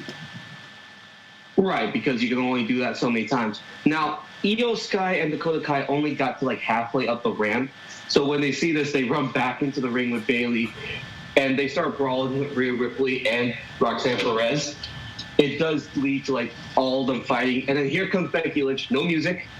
Good. No music. Worth and it. Becky Lynch joins the brawl, and now it's a three-person brawl. And Becky and Rhea and Roxanne eventually drive Bayley and Damage Control out. And of course, you get that image of the 3 of Damage Control on the floor, looking at the 3 of them as they all trash talk to each other. As we go to our next match. So Damage Control is having to do some damage control, looks like. Yep. Now, here's my question. What do you think of the way I've used Roxanne Perez this entire show? I like that she's getting attention because it's showing the people that, yes, this is somebody we believe in, but we're also not going to rocket ship her to a position she's not ready for. Which I do think is a good way of doing it. I think it's good to tell the people, in a way you're telling the people, look, we're going to show you who we like here, but in a way that we're going to take care of them. You know, we see the potential that you all do. You know, give us the time to cultivate that. I think that's worth doing with shows every so often. So I like the approach. Right, and the whole thing is that I have to build her up kind of from ground zero because originally Nikita Lyons was supposed to get this push. Yeah, I think you've got a better trade here, to be honest with you. If Nikita Lyons had developed more before her injury, I would have liked to have had her in this position. Yeah. But well, a lot of people would like her in a lot of positions, Skylar, but they can't get what they want with that torn ACL. Nope. And by the way, this is also like me not acknowledging that Roxanne Perez has like a mystery injury right now. They're legitimately, WWE has no idea what's wrong with her right now. Well, hopefully, yes, the what happened during the NXT, which was kind of an angle, but not an angle. It was Shawn Michaels' angle to cover up a real thing. Yeah, so who knows what's going on there. Hopefully we'll get some updates soon. Right, but again, the whole thing is I give Roxanne Perez a match, give her a segment backstage with Bayley, Charlotte, and Becky, give her the segment establishing Rhea Ripley, and then have her be involved in the main event, or the co-main event at least. It shows that you've got some faith in her, and I'm interested to see where it goes from here. Right, and again, you can only improve women's wrestlers by giving them the spotlight with other talented women's wrestlers and give them the chance to do promo work and wrestling with them. Right, and I think that this is a good way to at least introduce her and integrate her into a way that, you know, she's not, you're telling the audience that she's not just going to be a Dana Brooke, right? She's not going to be a hire that is used just to enhance the people that you're pushing. You're going, no, this is somebody we want to make into somebody. And the people who are looking for fresher talent are going to like and appreciate that. I'd be willing to go on the ride and see where it goes. Yep. And now the main event of the evening. Drew McIntyre versus Alexander Hammerstone. Well, again, I don't believe that you're going to take the belt off Hammerstone right now. I think that this is probably... I can't imagine that this is going to end, though, in a definitive finish either. Like, I feel like this is going to be like a double countout or a double disqualification, like some other factor is going to make in. I don't think Hammerstone loses the belt, but I don't think either man comes out of this the winner either. I'm going to say 20 minutes, and that's my prediction. So you don't have like a definitive winner. I think it's a non-finish so that this can keep going to a larger event. Fair enough. Towards that end, because like I've had a couple longer matches now, I can kind of go back to a shorter match. And again, if I want to do something with the layer, I shouldn't give the fans everything now. Right. So this is going to be a 12-minute match. Okay. It's going to be a standard, 12-minute match, and I'm going to keep on the shorter side. It's a little bit more high-paced, a little more energy than the other matches I've had so far. They're, again, same things, same formula. Hammerstone gets the shine early. He takes a heat spot, starts going to build the heat with McIntyre, makes a comeback. The finish for this match is going to be a little interesting one. So Hammerstone and McIntyre have both been like wearing on each other recently. They did the yay boo bunches. The hey, the 1, 2, boo, yay, boo. Yep. You know the one, right? Yep. I do. And as they're going, they both kind of knock each other down and they kind of go to each other's corners. And then they both look at each other, they're hyping each other up. They're going ready, they're getting ready. They launch out of each other's corners. Hammerstone hits a bicycle kick as McIntyre hits a Claymore kick. I wonder where we've seen that recently. I wonder who we saw that recently. All right. So, of course, the referee starts counting. He gets to 8 before both of them kind of stagger up, but they're both on spaghetti legs. And Hammerstone goes in, tries to go for a burning hammer. McIntyre slides out of it and then hits basically like a future shock DDT. 1, 2, doesn't get the kick out. And Hammerstone starts going to the corner, and McIntyre's get pissed. They start stomping on him. The referee's like, 1, 2, 3, 4. McIntyre lets go, comes back, starts stomping again. 1, 2, 3, 4. And then McIntyre looks at Hammerstone like, why won't you go down? Why won't you stay down? Stay down! And Hammerstone, in defiance, just one loogie spit right to McIntyre's face. Damn. That is Dr. Disrespect. And, of course, McIntyre looks at his face, wipes off the loogie, and starts going berserk, starts stomping more in the Hammerstone. And the referee goes, 1, 2, 3, 4, starts trying to peel McIntyre off. Get off him, get off him. Then he goes 5, and disqualification. All right, so I was kind of right. I was like, I knew you couldn't have a pinfall here. Any other finish besides a pinfall or a submission is basically your options in this. Because I can't imagine you just have a definitive winner in the first time these two are really getting a good title match with each other. We saw the match that they had in the World Cup, and this is now. I'm interested to see just how far this is going to go. I think this makes sense for Drew, and also the vicious streak for Drew McIntyre is something I think he really needs, both here in NWL and in real life, because he right now is maybe colder than he's ever been. Right. Now, here's the thing. Let's talk about the angle that happens with this. McIntyre is, of course, continuing to stomp on Hammerstone post-match. And the referee's like getting in his face, like, stop it, the match is over, you've already been disqualified. McIntyre Glasgow kiss to the referee. Oh no. And of course, other referees and producers start coming in, and McIntyre starts kicking all of their asses too. He starts punching them and suplexing them and just kicking every single referee and producer that tries to stop him. That's going to cost a lot of money. Yeah, Kurt Angle, of course, gets in there, and he's not like, Kurt, he's not going to try and get himself involved because he don't want to get suplexed. Understandable. But as all this is happening, Hammerstone has finally recovered, and him and McIntyre start brawling again. And Colonel's like, get more people out here, get more people out here. So the locker room starts to empty out. And all the people that are in the locker room are starting to like pull them away, like the wrestlers, such as the jobbers and other people who are involved in the show. Not any of the main guys, let's be clear. None of the main guys. Right. Mostly just the unranked enhancement tag talent. teams. The enhancement talent. Like you may see like the Machine Guns or the New Day or Heath Slater and all that. But again, the enhancement talents are trying to pull these two apart, and they keep failing because every single time they pull them away, one or the other starts charging again. And they keep going at each other. Eventually, the brawl hits to a point where Hammerstone and McIntyre hit the cameraman. The camera falls down, and the last image you see is chaos as everyone's trying to stop a fight. I like it. I like this. This is definitely a kind of a car crashy finish, but between these two, it works. I think you're too critical of your show, Sky. I think this established a lot and developed a lot. You know, and sometimes it's difficult because you have to pick and choose what you feature on your main angle shows as you're heading towards your big shows. And I could definitely relate to that as it pertains to the show I'm about to give. But I like this guy. I thought this guy did a lot.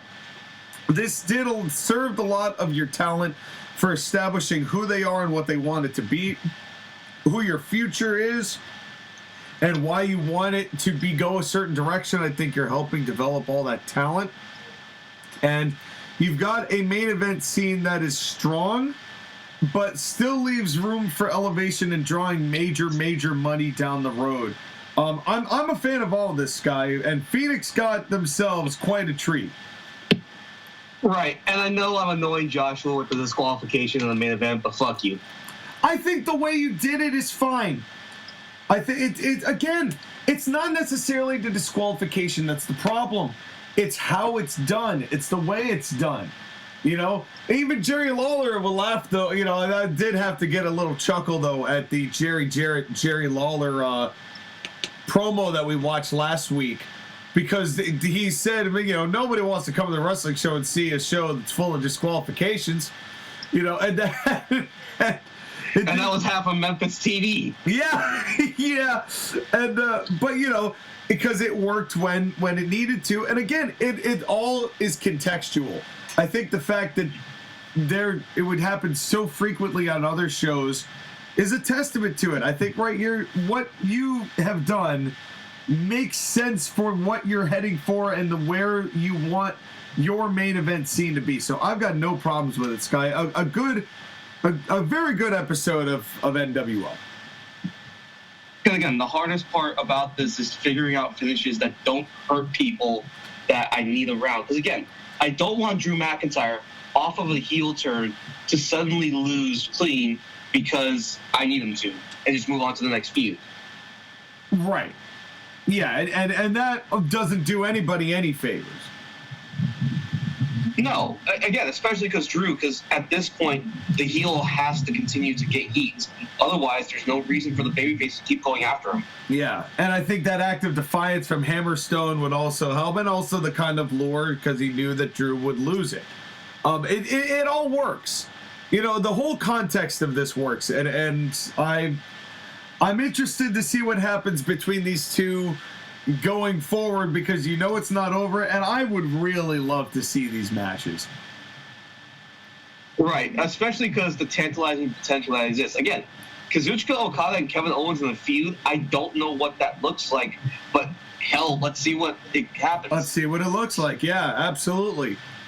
Absolutely. Especially because we're never going to get that feud in real life. Same thing with Hammerstone and McIntyre, unless for some reason WWE finally pries him away from MLW. Or for somehow Drew goes to MLW, but who knows? Who knows what'll happen? But yeah, thank you, Sean. I appreciate it very much. Of course. I'm happy with the show, but we have to see what your show does next. That's right. And ACPW, we've got ourselves episode 31. And episode 31 is a 14-segment show. And we are in Memphis, Tennessee. I wonder why. I said this was the furthest west we were going to be. Well, you're going to find out immediately, actually. Because, of course, we get the intro to the show. We got the signature and all that jazz. And Kevin Kelly is, Matt Stryker and Titus welcome us all to ACPW. Say we're going to start with Kevin Kelly, who is with a blockbuster signing in ACPW, who is here to hype up an additional ad for ACPW's roster. And if you're a little confused, don't worry, it'll all come clear in a second. Kevin, why don't you tell us what's going on? Thank you very much, Kevin Kelly here for ACPW, and I am going to be introducing, and I have the honor of introducing, a man who truly needs no introduction. He is a former world's champion.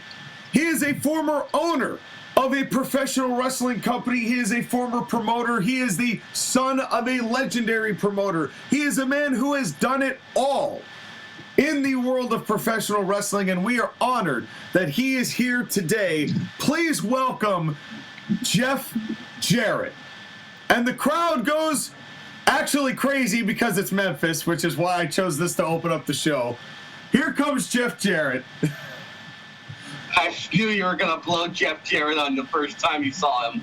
Yep. God damn it. It was, and here comes Jeff, and of course he comes out to My World, which is my favorite.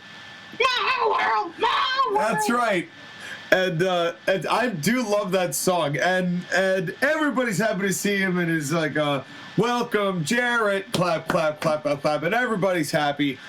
And there aren't babies being thrown into the air because it's still Jeff Jarrett, but people are happy to see it.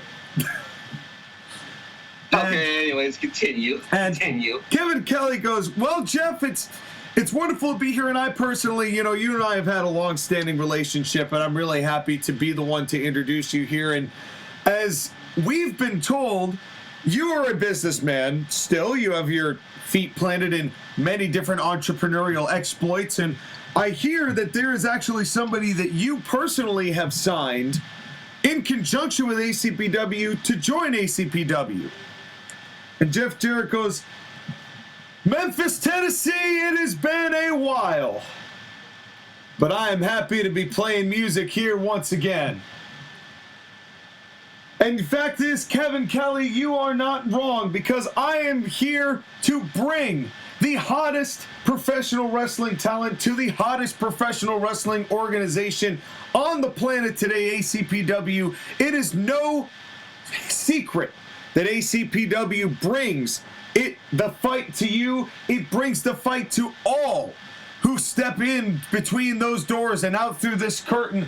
And the fact of the matter is, this place has been wonderful. This place has been great. But I know of a man who can make it even better. And he's not here tonight. But I'm here tonight, and I wanted to make sure that all of you people here in Memphis knew, and all of you people in ACPW were put on notice, that by the time the fat lady sings, you're going to see the face of this place change like you've never seen it before. And that's a fact. And Kevin, make sure that you and all of you in ACPW know that there's one thing I do better than anybody else, and that's honesty. Because if I'm lying, I'm flying, and my feet haven't left the ground, nor will they ever. ACPW, you've been put on notice, and now it's time to give these people what they want, and that is the best show on the face of this earth. And Kevin Kelly goes, well, yeah, Jeff Jarrett, clap, clap, clap, clap. Jeff Jarrett, clap, clap, clap, clap. And Jeff, it's great to see you, and enjoy this time in Memphis, and enjoy your lovely time with the fans. I know that they're wonderful. They're excited to have you here, as am I. As are we excited for whoever this mystery man is. But Jeff, before you go, can you give us a hint as to who it is? And Jeff Jarrett says, all I'm going to say is that you all know who it is already. And it's a man that you have me to thank for you knowing. And Jeff Jarrett goes, well, and Kevin Kelly goes, well, that's a hell of a hint. And maybe some of the people will put it together. Maybe it could be a variety of people. Jeff, you've been responsible for a number of men's careers. But enough about me gushing over you. You enjoy your night in Memphis. Let's get back to Matt Striker and Titus, who will talk for a brief second as we set up for our opening matchup. Of course, you had to get the Jeff Jarrett plug in there. Well, it's Memphis, and I wanted to start the crowd off with something that they would respond to immediately, and I know that if I put Jeff Jarrett later in the show, it would test poorer than I'd like. But who is the mystery man that apparently Jeff Jarrett is now a manager of? Well, he seems to be bringing this man into ACPW, but who it is and who will this man fight? Those are the questions. Well, I have 3 guesses. And 2 of them actually make sense, and 1 is a complete screwball thing that I hope to God you do not do. well, we'll have to see how. Well, go ahead. We'll talk about that one off air. Yeah. Oh yes, and we'll have to see where this leads. But Jeff Jarrett opens up in Memphis, and now we get our opening matchup. It is Dean Ambrose versus Brian Anthony. Who wins and how long? Dean Ambrose in 3 minutes. I gave it 5 minutes. But it is okay. Because Brian Anthony can work, and so I want to get him a little offense, and he can get a little bit of heat. I do want him to get showcase a little bit of something of what he can do. But does Dean Ambrose bleed? No. But he does hit his slingshot clothesline, and then he gets ready to do his double arm DDT, which he does land for the win. Okay, good, because we don't need him to bleed against enhancement talents. Nope, and it's just a 5-minute match, and he gets his victory, and off he goes, which is definitely a plus considering that he came up on the short end of the stick against, against Eli Drake, who did the feet on the ropes deal last week. So, or last month, as it were, as we just described what the format is. So the last time we met these heroes. So a win here is definitely not going to be a bad thing. Previously on ACPW. That's right. But now, coming up right after that, we have another match. It is number 1 Nick Nemeth versus Pac. Oh. Who wins? How long? I hate this so much. Why? Why do you hate this? I feel like because of the fact of you giving him a nickname and a push, you're going to have Nick Nemeth beat Pac. Well, wouldn't you? I mean, what does Pac bring to the table? 6 minutes. I don't care. 6 minutes. Who wins? I don't care. Well, you are right, Sky. It is exactly 6 minutes. You nailed it. You nailed it just as much as Nick Nemeth nailed that super kick to win. And I want Pac to be more than what he is in wrestling, but it doesn't help that the guy is not a good talker. Yeah, I've just never seen it in him. I mean, it's again, I felt bad because he's always gotten hurt badly at times where his momentum was at its highest repeatedly. And that always hurt his returns, and it always hurt him as a person, and it physically, that is. But anyway, Nick Nemeth wins, and number 1 Nick Nemeth, and Kevin Kelly is now in the ring with number 1 Nick Nemeth. Oh no! And Kevin Kelly goes, "Well, Nick, this is." I haven't really gotten the chance to know you as much as I've gotten the chance to know other people, namely because you've been elsewhere, and you've really come to ACPW with a kind of a new face to you, kind of a facelift, as it were, a new start. And explain what that process has been like for you and what it feels like for you here in your 2nd consecutive victory. Well, I'm no spring chicken, Kevin Kelly, and I know the people of Memphis know that, but I do appreciate the fact that even though I may not be at the prime I once was, that they can recognize and appreciate that I'm doing everything I can to not be defined by the man I once was. Because number 1 Nick Nemeth has one rule, and that is to be the #1 wrestler in the world. ACPW is the place to do that. And I recognize that my reputation took a hell of a beating, maybe more than I took a hell of a beating over the course of my career, which I have taken plenty of. But you ask anyone in any locker room, and they say, who's the guy who was the best to work? Who is the guy who was the best fighter, the one who gave it the most, the one who fought the hardest? Who's the real workhorse of professional wrestling? They say my name, and I'm thankful to be in this position where I can finally redefine myself in a way that I can be proud of, in a way that my family can be proud of, in the way that these people can be proud of. And I'm willing to fight anyone who is willing to wrestle me to that end. And before he can continue, walking back down the ramp, still sweaty, is Dean Ambrose. And okay, keep in mind that it has not been that long since Dean has had his match. And Kevin Kelly goes, well, this is actually a bit of a surprise. Dean Ambrose is, you know, we just saw him wrestle not too long ago, also victorious against Brian Anthony. And Dean, I'm curious to get what your thoughts are here against #1 Nick Nemeth. And Dean says, you know, a lot of places, they think that we're not paying attention in the back to what people are saying out here. I was listening to you, Dean. I'm Dean. Nick. I was listening to you, Nick. And I'm happy I'm able to call you Nick, truthfully. Finally, I can tell it to you like it is. Because you and I, we have not seen eye to eye in places beyond here. But in the same way that this place is a fresh start for you, it's a fresh start for me. And I would actually love to step into the ring with you and wrestle you, the man who, as you said, is recognized as one of the best wrestlers of his era. And I have a bit of a chip on my shoulder, you see. I've been a guy who has been known to enjoy masochistic tendencies, let's just say. So the people didn't believe in me as a wrestler the same way people didn't believe in you as a star. And I want this to be that for both of us.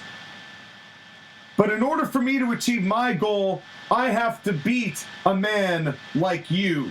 I have to beat a wrestler like you. So I'm asking as a friend, and I'm asking as a healthy rival, no animosity intended here, would you do me the honor of a wrestling match? And he stakes out his hand, and #1 Nick Nemeth goes, you know, I heard that people were joking about me, that the #1 of #1 Nick Nemeth said that anyone who was trying to make a name for themselves beat me, #1. And Dean, I will give you this match. We've wrestled before, and I know you know that. But that was then, and this is now. And I have no intention of losing anymore, because #1 means that the rocket ship is on my back. But out of respect for you and what you're trying to do, and because I understand your effort, the honor will be mine at your hometown at the showdown in Cincy. You're on. And they shake hands, and Kevin Kelly goes, well, we don't see this very often, but a respectful challenge and response, and you have heard it here at the showdown in Cincy. In a couple months from now, you are going to get Dean Ambrose one-on-one with #1 Nick Nemeth. You heard it here first, and I know that this is going to be signed by Commissioner JR without a shadow of a doubt, but we've got a lot more action here tonight. Let's get back to Matt Striker and Titus. Okay, you want to know how I know that this is a fantasy simulation? Because, how do you know? Because Dean Ambrose would never say any of that. I know he wouldn't. Because he's all about eating your blood and drinking your bones and sauteing your liver to put in front of his bleeding wife. But listen, I'm not groaning because of the promo, because the promo that you had them cut would be good. It's just I know every single word that's coming out of Dean Ambrose's mouth would be fake, because there's no way in hell he would say that. well, yeah, I'm going off the assumption that there would be a level of sincerity attached to it, which I'm sure there wouldn't. And kind of like what we were saying before, where he would probably not have come to ACPW. You would have fired him within the first week. Yeah, this dynamic would probably not have worked the way that I am fantasy booking it, but I wanted to do something that still made him seem like something worth keeping around. But I will say this. That's an interesting matchup of Dean Ambrose versus Nick Nemeth. I don't know why. That's just weird. Well, it's going to be something... It's the same, but it's different. Because they, in a lot of ways, they are having similar stories of needing a fresh start and being able to get it in a place like ACPW. And yeah, they're no spring chickens, but they could still go, I'd imagine. I mean, if we ever got that side of Moxley anymore. The more that run fades, the less I see of it. Yeah, it had its moments. It had its moments, and it'll be interesting to see how this goes on. But that's what's going on in that part of the card. Well, let's get to the next part. Let's go to the next part of the card. And what is up next is we went to a break, and then we come back, and we were actually back in the ring with Kevin Kelly. And Kevin Kelly is in the ring, goes, "Ladies and gentlemen, this man has been nothing short of a house of fire in the times that we've seen him lately. And it's amazing what a simple pep talk can do. And as a result, this man has wanted to come out and say a few things about what's going on in his life. And I am happy to bring out here, ladies and gentlemen, my guest at this time, Adam Cole." Baby. And Adam Cole does his thing, and he walks in, and Kevin Kelly goes, "Well, Adam, of all the people who I've interviewed in, because I've gotten a lot of time in here today, you are the man I probably know the most intimately." Don't misinterpret that. "But I know you as a person because you and I have had the most interaction as people. And I know when you are a man who is going to achieve what he has set out to do. I could see the look in your eyes, and I know that what you're planning to do, you will achieve. But please tell all these people here in Memphis, what exactly is it that you are intending to do here now in ACPW with the circumstances as they are?" Memphis, Tennessee. It's time for a few sage words from Adam Cole, baby! Yeah! Woo! Because we are now in stage 2 of the Adam Cole Redemption Tour. It began with taking down Roddy Strong, and it will not stop until the entirety of that faction is gone. Wrestling's finest will be the wrestling's furthest from ACPW when I am finished. Each one of them did their best to stab me in the back. After all I tried to do, all I ever tried to do was be the right kind of wrestler. And that was too hard for them to come to terms with. 3 years ago, they didn't want to do that. They didn't want to be mature adults. They didn't want to do things respectfully. So they stabbed me in the back, and they hit my wife, and they turned me into what they called me, Adam Cuck. Well, it's funny, isn't it? Because I don't see any of them with wives. And I certainly don't see any of them respecting and loving their wives on television either, because none of them have the balls to do that. But that wasn't my issue, because what the fact of the matter is, they took and tried to take everything from me, but the most important thing that they couldn't take away was my manhood. Because I've been called small, I've been called underweight. I've been called lazy. I've been called all sorts of names, worthless in this business, and yet people can't get my name out of their mouths. And wrestling's finest are desperate for attention. So much so that Kyle O'Reilly ended up working himself right out of this business. And Bobby Fish, you're just lucky that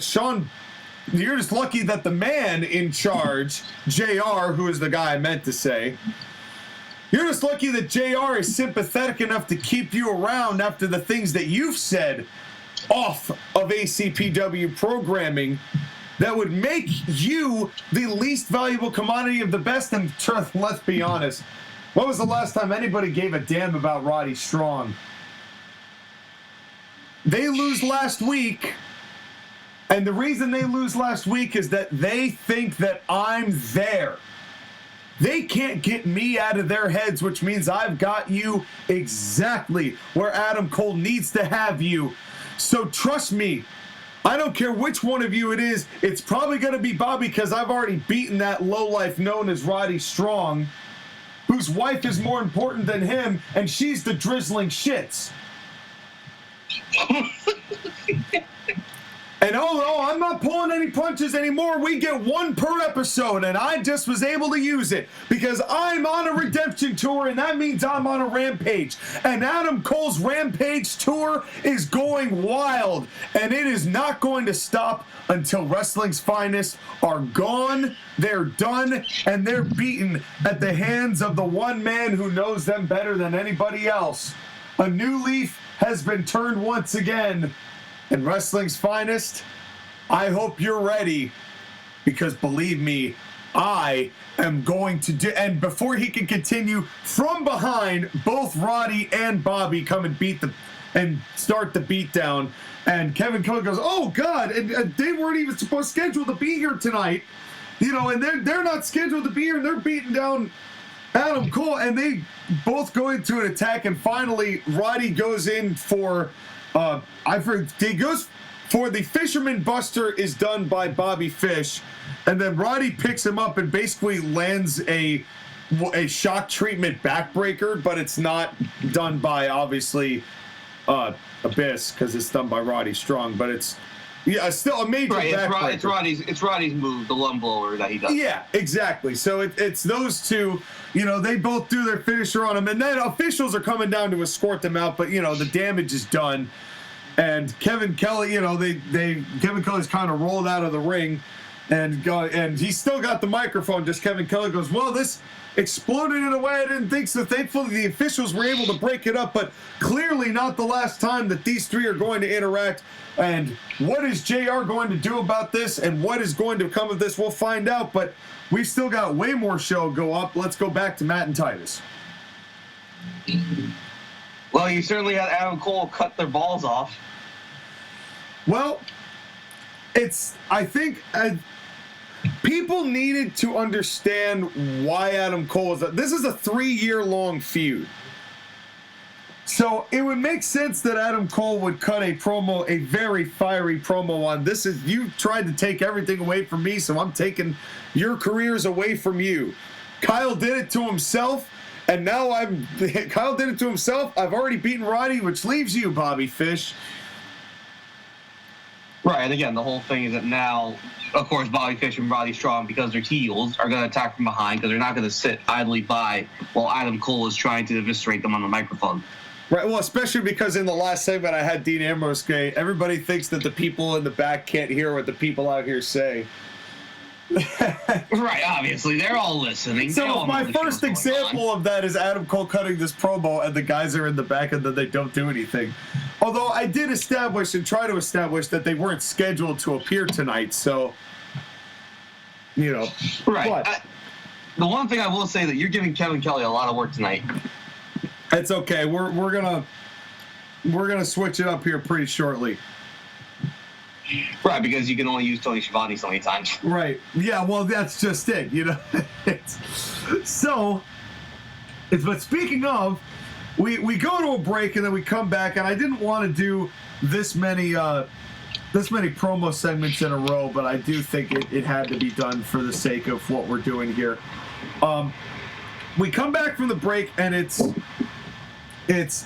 Tony Schiavone in the back, and he goes, "Hello, I am Tony Schiavone, the backstage announcer for ACPW, and I'm here with Mickie James." And Mickie James is in the ring, is there, and she's looking pretty good, and goes, "Mickie, we're sorry that we were able to miss you in Richmond last week. I know you had some obligations with, you and your husband. Of course, it is your hometown, and while the hometown fans would have loved to see you, it is still great to have you here tonight." And of course, a lot of things said when it comes to Alexa Bliss and Camille, namely, that I know you want to get off your chest. All I wanted to do in ACPW was to prove that Mickie James could still be the Mickie James that people remembered. I wanted to prove that I was still hardcore country and also be able to usher in the new era of women's wrestling. And what I got in return, were rude, disrespectful, loudmouth women who tried to end my career. And when we were in Richmond, I made a very tough choice because I know that crowd would have erupted to see me last week. But after taking that powerbomb to the outside from Camille, I had to think about my life. And I had to think about the choices I'd made, and I had to think about how long I'm going to be doing this still and whether I need to be taking those kind of risks anymore. And I made a choice last month that I was going to spend that time with my husband. And it's something that I'm probably going to be doing more, because I don't know how much time I've got left, Tony, in the ring, to tell you the truth. But I'm not going to let someone like Alexa Bliss or Camille mess around with people's matches, run roughshod like they have been over all of us. And I finally got a little bit of theirs at Winter Warfare, and I know that Camille's pissed, and she wants a piece of me, and Alexa Bliss wants a piece of me. And honestly, they've got to come to me, and I'm tired of dealing with them. So it is going to come to an end. I just don't know when, because I'm not really sure when I'm going to be ready to fight them. And when I say that, I mean I prioritize things differently now. You'll get theirs, but maybe Camille and Alexa just aren't worth it. It's just not worth it. And you hear from a long distance. It's like, oh, is that right? Boo-hoo! Boo freaking hoo! And of course, this is Alexa Bliss and Camille. Of course it is. And Alexa goes, boo freaking hoo! Oh, my career's over. I'm old and wrinkly and ugly, and I got called a pig 10 years ago. No one cares, Mickie James. No one cares. And until you get that through your head, we will continue to threaten your career. You are worthless to us. We didn't need you to step in the role of teacher, because we know, like all of these morons in Memphis know, who listen to the country music instead of the true angelic sounds of the grunge that is Alexa Bliss, the 5 feet of fury that is Alexa Bliss. Also, have you ever heard of White Knux and Abizzle?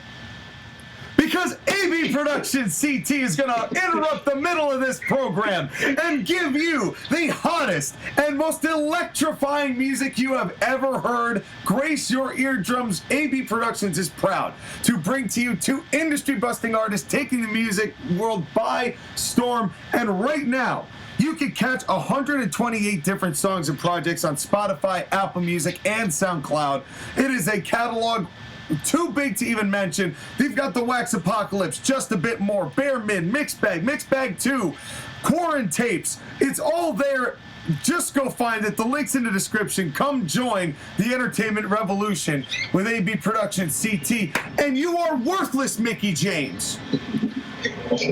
And the reason that I'm sorry to hear your whining is that how can you claim to be a hardcore country? I'll tell you what, you may be country, but I would spell the word a little differently. And And Mickie James goes, oh, cute. That's real cute. You know, in order for you, it's really sad, Alexa, because you feel the need to compensate against me as this 5 feet of fury, when the reality is you're no Shawn Michaels, but Camille definitely is your Kevin Nash.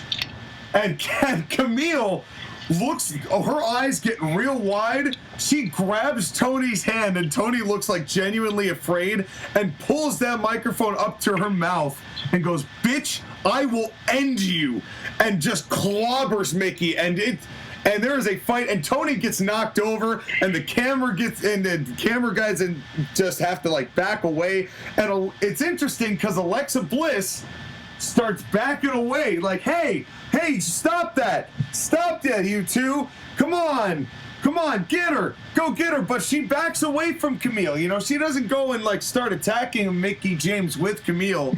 But there is a schmoz here, and you know, Tony Schiavone gets knocked down, and he does not get back up. And we get back to Matt Striker and Titus O'Neil, and and Matt goes, it's Meat Striker and Titus O'Neil, and he said, well, I don't know what happened. Somebody please check in on Tony. We're really, he's getting in the line of fire a little too much. That imploded a little bit more. The security's been on a roll tonight, and God bless him, we pay him a good amount of money. But let's get back into the in-ring action. But a lot to digest there, wouldn't you agree, Skylar? Yes, but why did you have to do the plug for your music in the middle of it? Just for the fuck of it. I thought I was going to be like random, you know, because I was like in the middle of the promo. I'm like, you know what?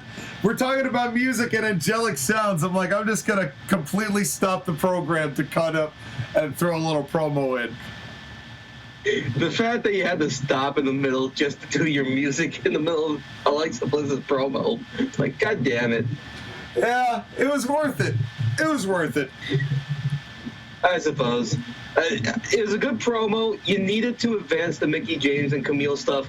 And again, develop that relationship with Camille and Alexa Bliss, where Alexa may not have as much control as she thinks she does. Well, and keep in mind that Alexa is the #1 contender for the Women's Championship against Shayna Baszler at the Showdown in Cincy. All right. So the next match is the next match in the tag team tournament to crown the new tag team champions that we're going to have at the Showdown in Cincy. This team that is going to face FTR in the semifinals next week. It is the Gun Club versus Outlaw Inc. Who wins and how long? I feel like you're going to have Outlaw Inc. win. As much as I like the Gun Club, they're not ready yet. 12 minutes. All right, well, this match goes 9 minutes. And here's what happens. So, Eddie Kingston goes for his comeback. This is where the writing on my notepad gets extremely small. So, pardon me as I try to squint at what I wrote down for the finish. But Eddie Kingston makes the comeback here, and the Gun Club get a decent amount of heat, and Eddie Kingston is aiming for the back fist, and he goes to hit the back fist, but Colton gets out of the ring and tries to run around the ring, kind of escape that, as Eddie Kingston, turns around, but Homicide is right there to catch Colton and pops him in the leg, with a hand, and rolls him into the ring and follows him into the ring, just Homicide, as Eddie Kingston now is turned around and is going to hit a Colton with this back fist. While this is happening, Austin Gunn has grabbed the foot of Homicide in the ring and rips it off and is bleeding heavily everywhere. No, he just holds on to it as Colton actually gets the hell out of Dodge, and the back fist accidentally hits Homicide instead. And Homicide goes down, and then Colton gets I don't know how to describe it, but he gets the waist lock on Eddie Kingston, pushes Kingston into the ropes. They both roll backwards, and they get kind of that rolling, seated roll-up.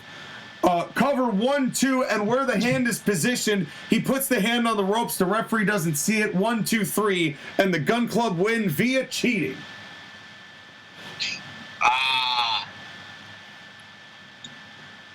Ooh, this is interesting. Yes, so the Gun Club advance, and they will fight FTR, which is why when you mentioned that they would be wrestling at house shows, I said that is certainly a thing that might just happen, because it is going to happen next month in the semifinals of the tag team tournament. Okay. So I understand why you have the Gun Club winning, because Outlaw Inc. at this point, they're there to put over teams because they're both long in the tooth. Yeah, I just don't really have anything else for Outlaw Inc. at this point. It was good at first. It was good when we were establishing tag teams and we needed to make them and separate them apart from other teams, which we did at first. But now, it's kind of gotten to the point where they're better served getting the Gun Club, and they would work this as a good match, I think. I think it would help. As long as you tell them to tone down the hardcore shit. Right, which they wouldn't be doing because it's ACPW. Right, we're not AEW. Looking at you, Tony Khan. That's right.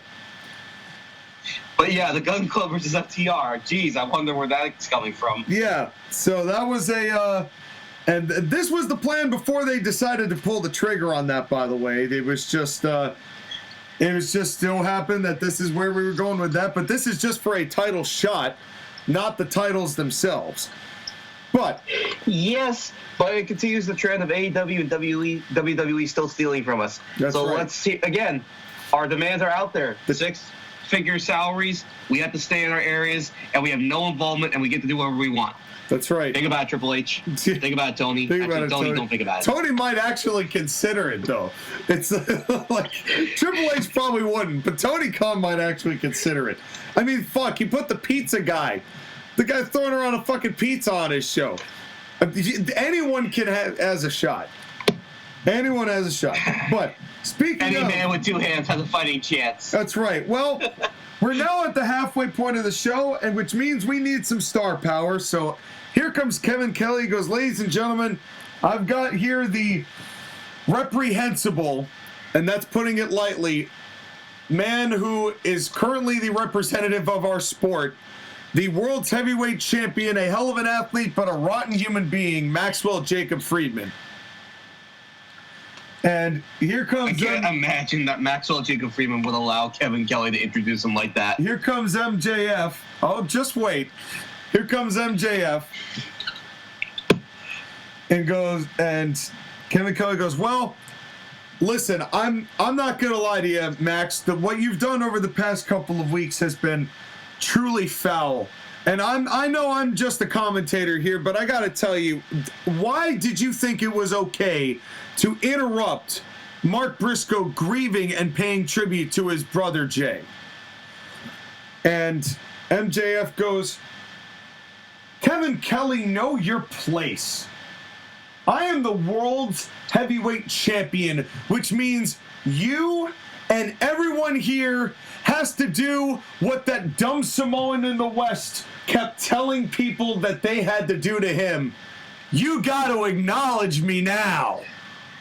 Boo! You can't steal my material. Anytime I want, you've got to know that I'm around. Anytime that I care to show my face, you have to shut up and listen. Why? Because this gold means I run this show.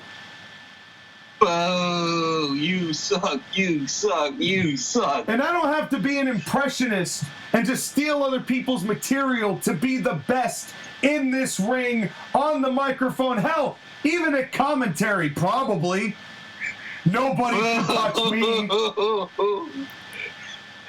But God damn it. But the fact is, I don't need inside references, and I don't need a bunch of marks laughing at my material in order to get the point across that I don't care for any of you, because I rule over all of you. Maybe Cody had something right about this from the beginning, because I clearly was smarter than you and fooled you into thinking I cared about an honest match. And why are you really genuinely that surprised, Kevin, that I showed up to pay tribute to a man who should have retired when the popular brother died? Oh, uncalled for. Boo! And And now I hear that this man has a #1 contenders match tonight? That the #1 contenders match is going to have Mark Briscoe? Yay! Mark Briscoe has earned nothing in this business himself. And that's the facts.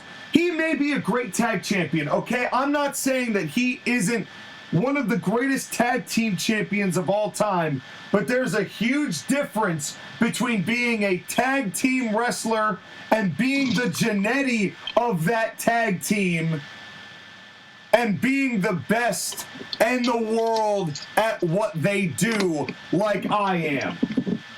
And so I would like JR to come out here and explain to the most important man in Memphis exactly why Mark Briscoe deserves this shot.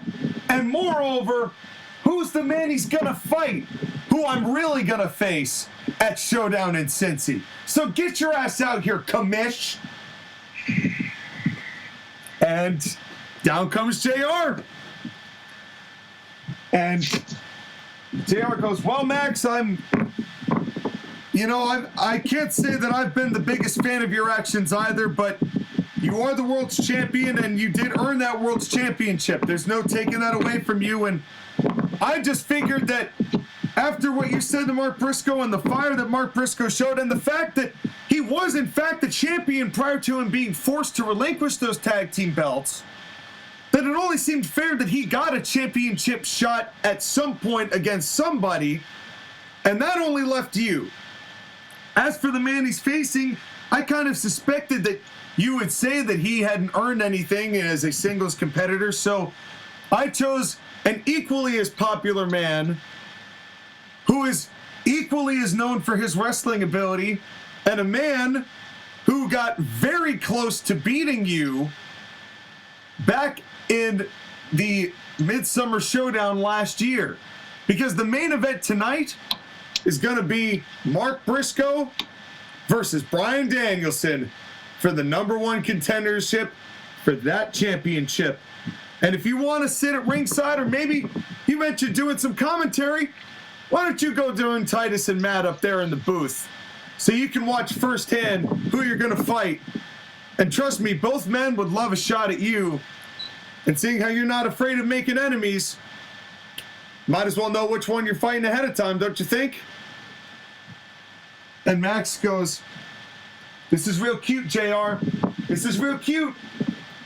You're lucky I respect the hell out of you. You're lucky I respect the hell out of you, JR. A lot more than I respected Arn. I respect you, JR. But keep in mind, I'm the world champ. And that means I'm allowed to do some certain things, and I have certain concessions being put in front of me. This is my table. And before he finishes, he goes, JR goes, no, this is ACPW's table that you just happen to be the man with the largest plate. Make no mistake about it, that plate can be taken away at a moment's notice, Max. Never forget that. So you keep in line, or else you lose the thing you value the most. Because unlike some commissioners, unlike some general managers and some authority figures, when the law is written in stone, I'll enforce it. That's the bottom line. And I don't have a catchy end phrase, so you're just going to have to deal with that, okay? God damn it, JR. And JR walks away and the crowd pops and Max is kind of beside himself. He's like, and Kevin Kelly goes, well, Max, do you have anything additional to say? And Max goes like, get away from me, Kevin. And he just kind of shushes him away as Max then goes and walks back. But this is a precedent I want to set here before I get your reaction. I want to set this precedent. Max and I've been way lax on wrestlers being able to do whatever they want at the expense of the commissioner, because I've been done the kind of boys will be boys deal. I am making sure, because Max is still relatively young, that JR, as the experienced veteran, is not going to be made to look feckless by this 25-year-old world champion. I think that's fair, and I think that's something that you have to do because MJF is the person that will shoot his mouth off every chance he gets. Well, and seeing how that cost Arn his job when it came to Cody Rhodes, you know, it's one of those things. And we never really heard that MJF's opinion on Arn Anderson, by the way. So now he can come out and be like, yeah, I didn't like Arn either, but I want JR to be firmer. And not that Arn Anderson wasn't a great enforcer. He was. But I want JR's role to be firmer, and we say, I'm going to tell it to you like it is. And like you said, you have too much respect for me, so you ain't going to do shit about it. Right, which is a little off-putting because MJF doesn't have respect for anybody in general, but we can kind of buy it from JR. It's difficult, but you can stretch the logic. I just have one complaint. Go ahead. You stole my goddamn catchphrase, jerk. Well, but think about who it is that I had steal it. It's Max. It's the one guy we've established the canon for doing it. Yes, and to be fair, I did have Alexander Hammerstone steal Maxwell Jacob Friedman's line against Roman Reigns. So I guess all's fair in love and stealing. Yeah, it's research. Well, but yeah, like, that did pop me. I'm not gonna lie, it did pop. Well, and then leading that up with MJF doing the thing that he's been doing with Punk's pipe bomb all the time, throwing that in as well. But it sets if only you had CM Punk back. I hope so. But our main event is set. It's Mark Briscoe versus Bryan Danielson for the #1 contendership, so that's coming up. That's a really weird matchup. I would be in for it, but that's a weird matchup. Yeah. Oh, it's going to be something. It's kind of in the same vein of Okada and Owens. It's like, you can see it, but you can't see it. Right. Well, I will await eagerly for you to tell me what it's going to look like. Yes, but we got a few places to go first. And the first is back into the ring. It is Shayna Baszler versus Zelina Vega. Who wins how long? Okay. You're going to have Zelina Vega win. Shayna Baszler's going to get injured. The title has to be vacated. Zelina Vega becomes champion. All hail Queen Zelina. Yeah. It's a 4-minute rear naked choke from Shayna Baszler. I like Zelina Vega, but she's more of a manager than she is a wrestler. So. Yeah, and here goes...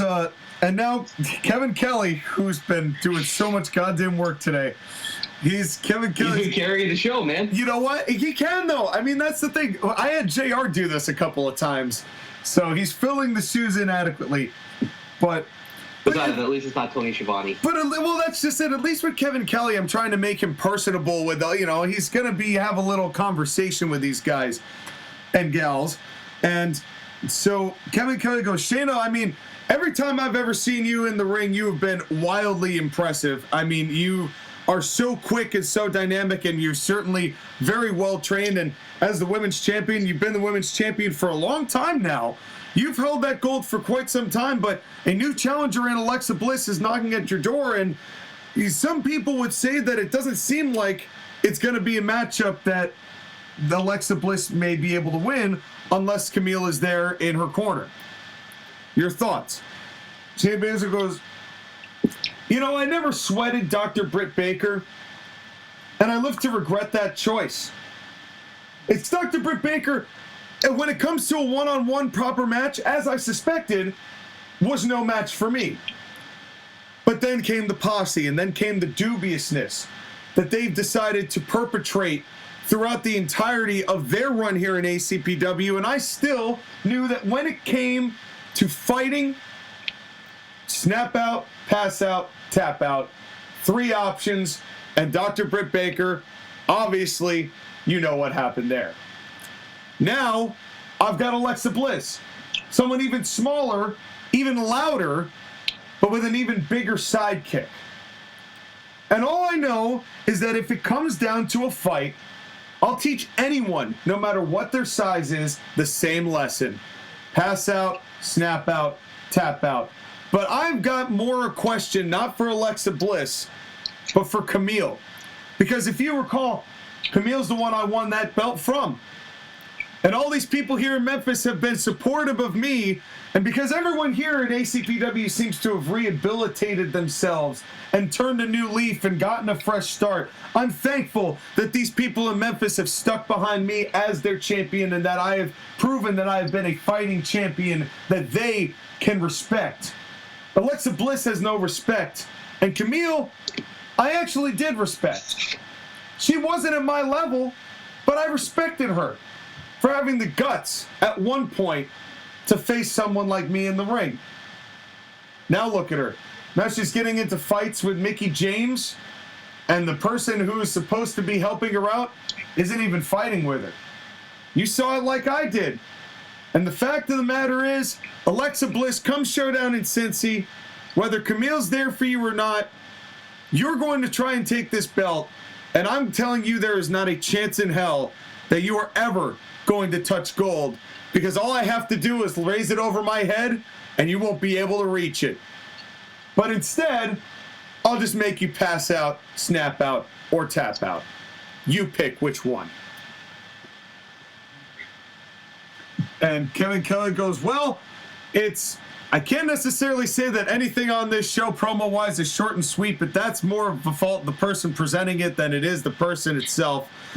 Shayna Baszler clearly motivated to retain her championship and be the champion of the people that she's been and the fighting champion that she's been. True to herself, you cannot deny that. Let's get back to Max Striker and Titus. Not Titus. Titus. Not Titus. Titus.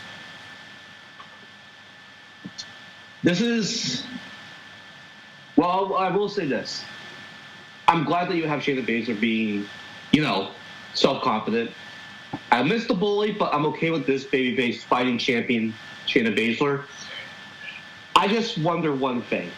And tell me something, Sean. Yes. You got plans for Camille, don't you? Maybe. Because how long can she be Alexa Bliss's number 2? Well, you'll have to stay tuned to find out. I suppose. So now we're close to the end here, but I am going to kind of hit the jets a little bit on here as to get closer to the end, just because we have been running for a little while. So now we have Tony Schiavone in the back, and he goes, "Hi, I'm Tony Schiavone, and I'm here with Paul Heyman." And Paul Heyman, you heard from Damian Priest last week after Priest had his match that he won in convincing fashion about wanting to face Brock Lesnar the way that Brock Lesnar wants to face Damian Priest. And before Tony can continue, Paul kind of pushes the mic towards him and goes, "It's okay, Tony. It's okay. The fact that you're still standing after you being pushed around by women, I'm proud of you. I'm proud. I really am. The fact of the matter is Damian Priest wants so desperately to beat Brock Lesnar. He wants to beat Brock Lesnar because he wants to be Brock Lesnar. But the fact is he's another tall guy wearing too much makeup, trying too hard. And Brock doesn't have time for try too hards. But he's not quite happy that this problem won't go away either. Which is why after 20 minutes of messing around with Damian Priest, the fact that he couldn't put him away and that Damian Priest nearly beat Brock has got Brock Lesnar pretty damn mad. And it's okay to get me angry, but you never, ever want to piss off the beast incarnate, because he will eat you alive and you will not see it coming. Damian Priest, on behalf of my client, Brock Lesnar, I issue you a true challenge. One-on-one, showdown in Cincy, Brock Lesnar versus Damian Priest. But this time, when you step into the ring with Brock Lesnar, there will be no countouts, there will be no time limits, and there will be no holds barred. But you will not be able to use weapons, nor will Brock. Because because isn't it lazy to just throw a chair at somebody? What does that solve, really? You want to prove that you can beat the beast? Prove that you're man enough to beat the beast.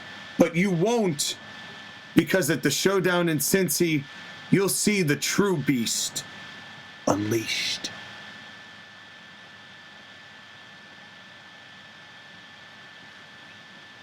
Ooh. And Tony Schiavone goes, I'm Tony Schiavone and Paul Heyman, and I need medical attention. I'm still hurt from the ladies. Let's go back to you. Medic? And and he wanders off, and it fades back to Matt Striker and Titus going, man, how old is Tony? And Titus goes, I prefer not to ask, and I'm just happy he's still here. Boy, boy. So at least it's Memorial Day weekend, man. That's right. So, but the promo that's important here is Paul Heyman basically saying, yes, you're going to get the challenge, but no, I'm not going to do it. No disqualification. We're not going to have weapons involved here. We're still going to have DQs. Because that would be lazy. Right. So, basically, this is going to later be revised as like, you can use a low blow because that's a hold technically. You can use stuff around. You can still use the ring to your advantage. There's no countouts, but you're not just using a chair. You can't use like a weapon properly. Your only weapons are your hands. The weapons are your hands or like the ring post. You can use the ring post or the steps next to them. You just can't like carry them and actively throw them at somebody, right? Like you can't offensively hit somebody in them. You can like run somebody into the steel steps, but you cannot then subsequently lift those steel steps and throw them into your opponent. Right, because that would be stupid. That's a weapon. You can use what's around, but you cannot offensively use a weapon to attack your opponent. That's the rule. So it's not quite a no disqualification match, but it's still looser regulations than a regular match. But I gotta give you credit for making a Brock Lesnar Damian Priest year-long feud work. Well, thank you. It's almost year-long. It started in the summer of last year. It's been basically almost 6, 7 It's been almost 9 months. This has been going on. But it will have an end. Yes, it will. And we are going to have a winner come the showdown in Cincy. Next up, tag match. The winner of this is going to face, give me 1 second as I remember the winner, the Varsity Blondes in the semifinals. It is the Authors of Pain, and they have new names because I'm not going to use the same names. This is their actual names. Sonny and Selmani with Paul Ellering versus Ford and Dawkins. What's their tag team name? I'm still going to keep it as the Authors of Pain. I still like that. But no Occam and Razor? No Occam and Razor, because one of them's first name is Sonny and one of them's last name is Selmani, so I'm like, Sonny and Selmani works. Authors of Pain still works. Paul Ellering still works. It just kind of sounds like a Italian hit mob team. Well, then that almost makes it work even better. There was nothing that established what kind they are. They do kind of have that look, and they're two big boys, and I'm sure you can guess as Skylar takes a piss. I'm going to the bathroom. Yes, you are, and everyone can fucking hear it. Sky. That's gonna get us canceled. Your rap isn't gonna get us canceled. You peeing in the middle of the podcast is gonna get us canceled. I'm sorry, we've been going for 3 hours. I thought that was fire. Oh, that is a top 10 court-martial podcast moment. Skylar pees in the middle. They're like, yeah, way to piss on my show, bro.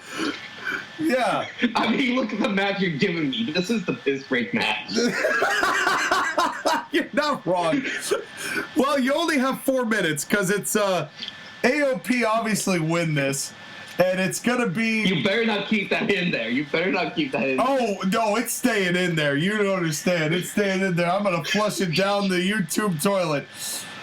And, God damn it. Yep. Well, hey, but yeah, like, come on. Like, there's no contest. It's going to be between... There's going to be authors of pain. Yeah. Push and shitty and poopy. Yeah.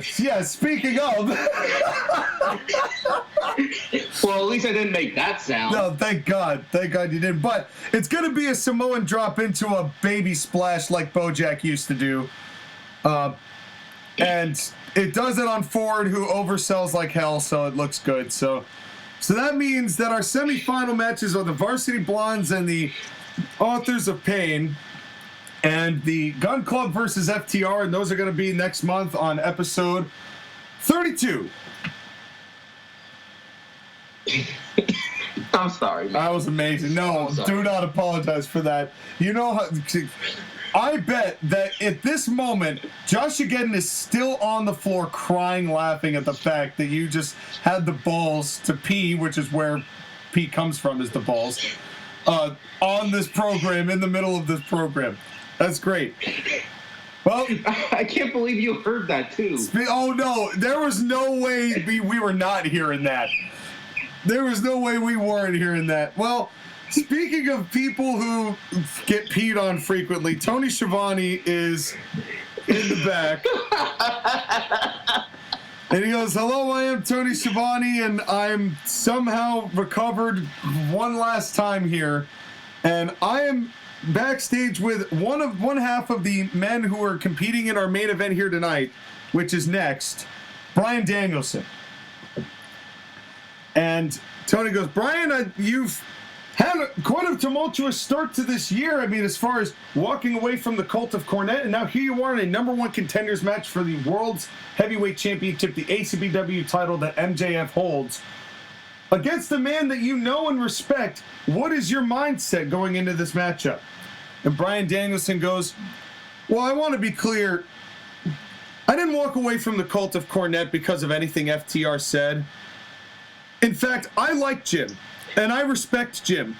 He's done some foul things, but the fact is, I've been doing all right on my own, and while I am appreciative of Jim bringing me here, and I will always be appreciative of Jim and Jeff and Dax and Cash and all those guys, I have an opportunity now to do something that I have had my eyes on for ever since I lost that opportunity years ago, when I had to retire and come back, and then there was a question of whether I was even capable of having matches of this kind of quality. You know, you get used to doing something the same way over and over and over, and all of a sudden you have to prove to yourself you can be the man that people remember you as.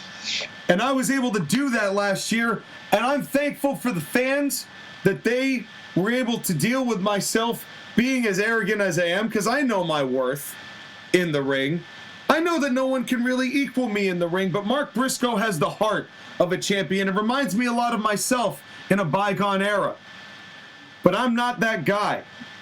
And I am going to win this match tonight and feast MJF at Showdown in Cincy, and I will win at Showdown in Cincy and become the ACPW Heavyweight Champion. There is no doubt about that. There's no dispute about that. I like you, Mark. I respect you, Mark.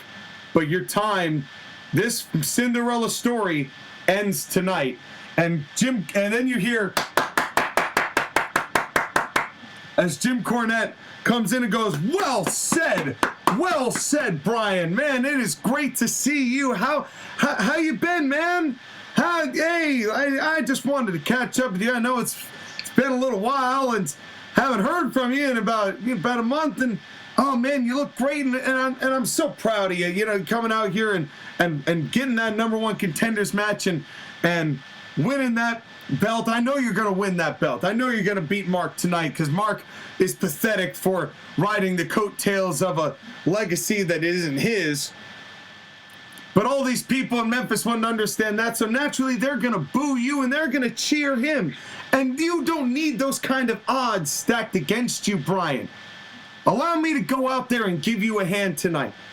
Let me guide you to that championship glory. Ask Jeff. Ask Jeff, who is actually, who is behind Jim. Ask Jeff. He was a former champion. He was the ACPW champion. Will be again soon, buddy. I know you will, but right now is your time. Right now is your time. Let me help you orchestrate that era, the Bryan Danielson era of ACPW in. You know I'm capable. That's why I saw you. That's why I brought you into this business, into ACPW, is to do exactly that. The time is now. The cult of Cornette can grow and be stronger than it's ever been. Screw FTR. We didn't need FTR. But I need you, Brian. You're the best wrestler in the world. And in that moment, Jeff Cobb kind of looks down at Jim Cornette, just a little bit kind of confused. And Danielson goes, Jim, I said I respected you, but now you've got to respect me. I'm doing this alone. And if you excuse me, you can watch me do it. And Brian walks off, and Tony says, well, Jim, I'd ask you for comment, but unfortunately it's time for our main event, so we got to get back to Matt Stryker and Titus up there at the booth. And Jim is once again left speechless. This is not very characteristic of Jim Cornette. He's left speechless, and he just looks down, and you can tell that there's something wrong. That Jim Cornette, he's not necessarily upset, but you could tell, you could kind of see his hands starting to vibrate. So something's going on with Jim Cornette, but Bryan Danielson refuses Jim and Jeff's help. Which I think is for the best because, again, Bryan Danielson is his own man. He doesn't need Jim Cornette. And to be honest, in a way, he didn't fit the Cult of Cornette personality. Just a little bit. Well, in a lot of ways, that was intentional because if you recall, Sky, in a lot of the matches I did with Bryan Danielson, I did my very best not to have him cheat or to really have the Cult of Cornette or Jim Cornette really involved in his matches. He was really his own man and was established that way from the start, even though he was technically with the group. Right, in many ways, it's kind of like how Bryan Danielson was with the Blackpool Combat Club. The main difference is that, the Cult of Cornette is a good stable. Yeah, quality is the main difference, but anyway, we've got a main event. And there's a lot of things with Jim Cornette because he does not have the confidence nor the stroke that he did in the first 3 seasons. Yeah, well, now that FTR has left, he says, screw FTR, we didn't need him, but you could tell that losing FTR has definitely affected him. And we'll see what happens now with Bryan Danielson, who he's called one of the best wrestlers of his generation. That's right. And having that guy spur Cornette is not going to make him happy. No, definitely not. And now it is Mark Briscoe versus Bryan Danielson. It is our main event of the evening. Who wins? How long?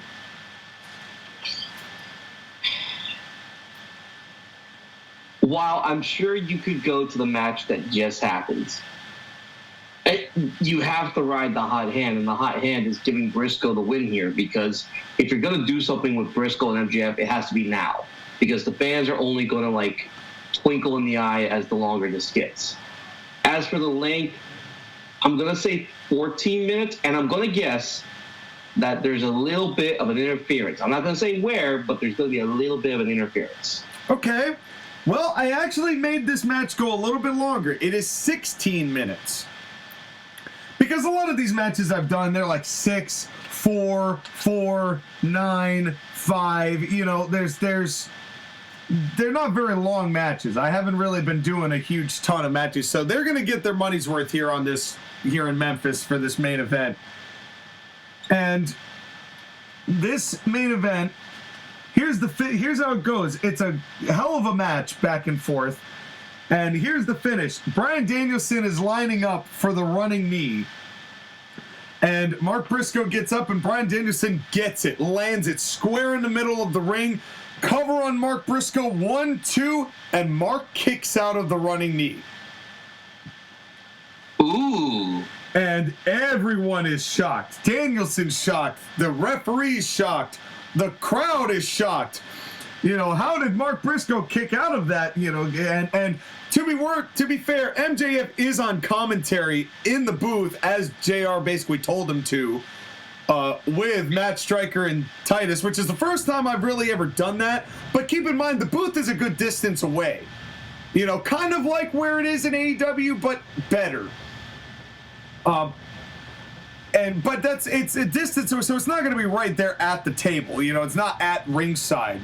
So Max isn't really going to get involved, but it also is going to demonstrate that Max does in fact respect JR enough to do what JR tells him to do. So here he is on commentary, like JR said.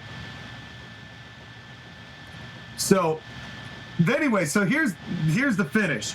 They get this kid, the running kick out. So Danielson goes to get it again, and Mark Briscoe is incredibly dazed. And Danielson goes for another running knee, and as Mark gets up, he just falls. And it turns out that fall was perfectly timed because Danielson misses the knee and falls down, and he's kind of selling his knee a little bit. You know, he kind of messes up his leg, and Mark Briscoe slowly gets up, and as Danielson tries to get up and his knee kind of caves, that's enough for Briscoe to come to, hit the J Driller, cover, 1, 2, 3. Mark Briscoe, as you predicted, is now the #1 contender for MJF's heavyweight championship. And he did it right in front of the guy. He did it right in front of the guy, and he did it facing one of the best technical wrestlers in the world.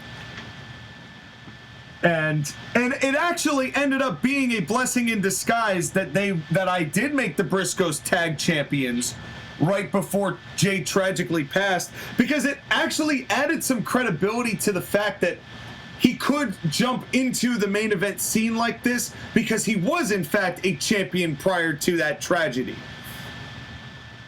Right, and it gives credibility and legitimacy to the guy. This is not just someone getting a title shot for no reason. Yeah. He was a former champion. He just beat one of the best singles wrestlers in wrestling. He has a legitimate shot against MJF. Whether MJF agrees with that is totally different. Oh, yeah, absolutely. But MJF's obviously not happy, and he's talking about it. And then Danielson comes back into the ring, and he's obviously not happy that he got pinned. And, you know, he looks up, and this is kind of just a definitive moment here as Danielson reaches out and shakes the hand of Mark Briscoe, and Briscoe shakes it back, and I don't do many hugs, but in this case they do like a bro hug, you know what I mean? Like where they clasp the hands and they do like a couple pats on the shoulder, and that's it. And Briscoe celebrates and eventually leaves, and Danielson, you know, he's getting cheered by the fans, you know, going, let's go Danielson or whatever, you know, Danielson, or let's go Brian or whatever. Because, you know, of what an effort it was in a match against Mark Briscoe. And so Danielson is alone in the ring, and Briscoe's come back. And as Danielson gets up and he's starting to go, basically from the other side, from the crowd, out comes Jeff Cobb and wails him from behind with a huge clothesline that knocks Bryan Danielson down, and Danielson's eyes basically glaze over, almost like he'd been concussed, because where this clothesline's gonna come from is basically like the back of the neck and into the head of Danielson, and he basically goes square face down, and Cornette, you know, slowly but surely hops over the barricade and into the ring. And he starts, you know, you can hear him yelling kind of promo and said, "This is your fault. You're the one who started this. You're the one who ruined everything. You're taking everything from me." You know, and Jeff Cobb, and as Jim Cornette is doing that, and he's got his racket out, Cobb holds Danielson, bam, tennis racket shot to the head, and Danielson goes down. And, you know, there's a moment where they're both looking down, and Danielson looks back up, and he's got juice. And then big deadlift power slam to seal the deal. And Cornette and Cobb look down with resentment and just bitterness.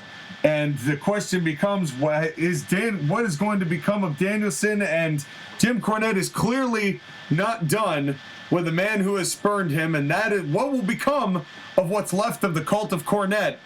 Find out next week. Mark Briscoe is your number one contender. Jim Cornette is going after Danielson. A lot of moving parts, and that is our show. A lot of moving parts, but a good show nonetheless. There's a lot of things going on, but you've layered it so well. I'm looking forward to what you do next. You have to be careful, obviously, of Bryan Danielson's concussion history, but I trust you to tell your workers to be as careful as they can while still making it look devastating. Well, after that Brock Lesnar-Danielson match, I believe that 3/4 of it would be more of Danielson selling than it would be Cobb actually hurting him. And also, Jim Cornette's going to be right there. You think Jeff Cobb's going to hurt intentionally or, hurt Danielson? He better know how to do a clothesline at this stage of the game. 4 years under Jim Cornette's wing, he better know how to throw a damn clothesline.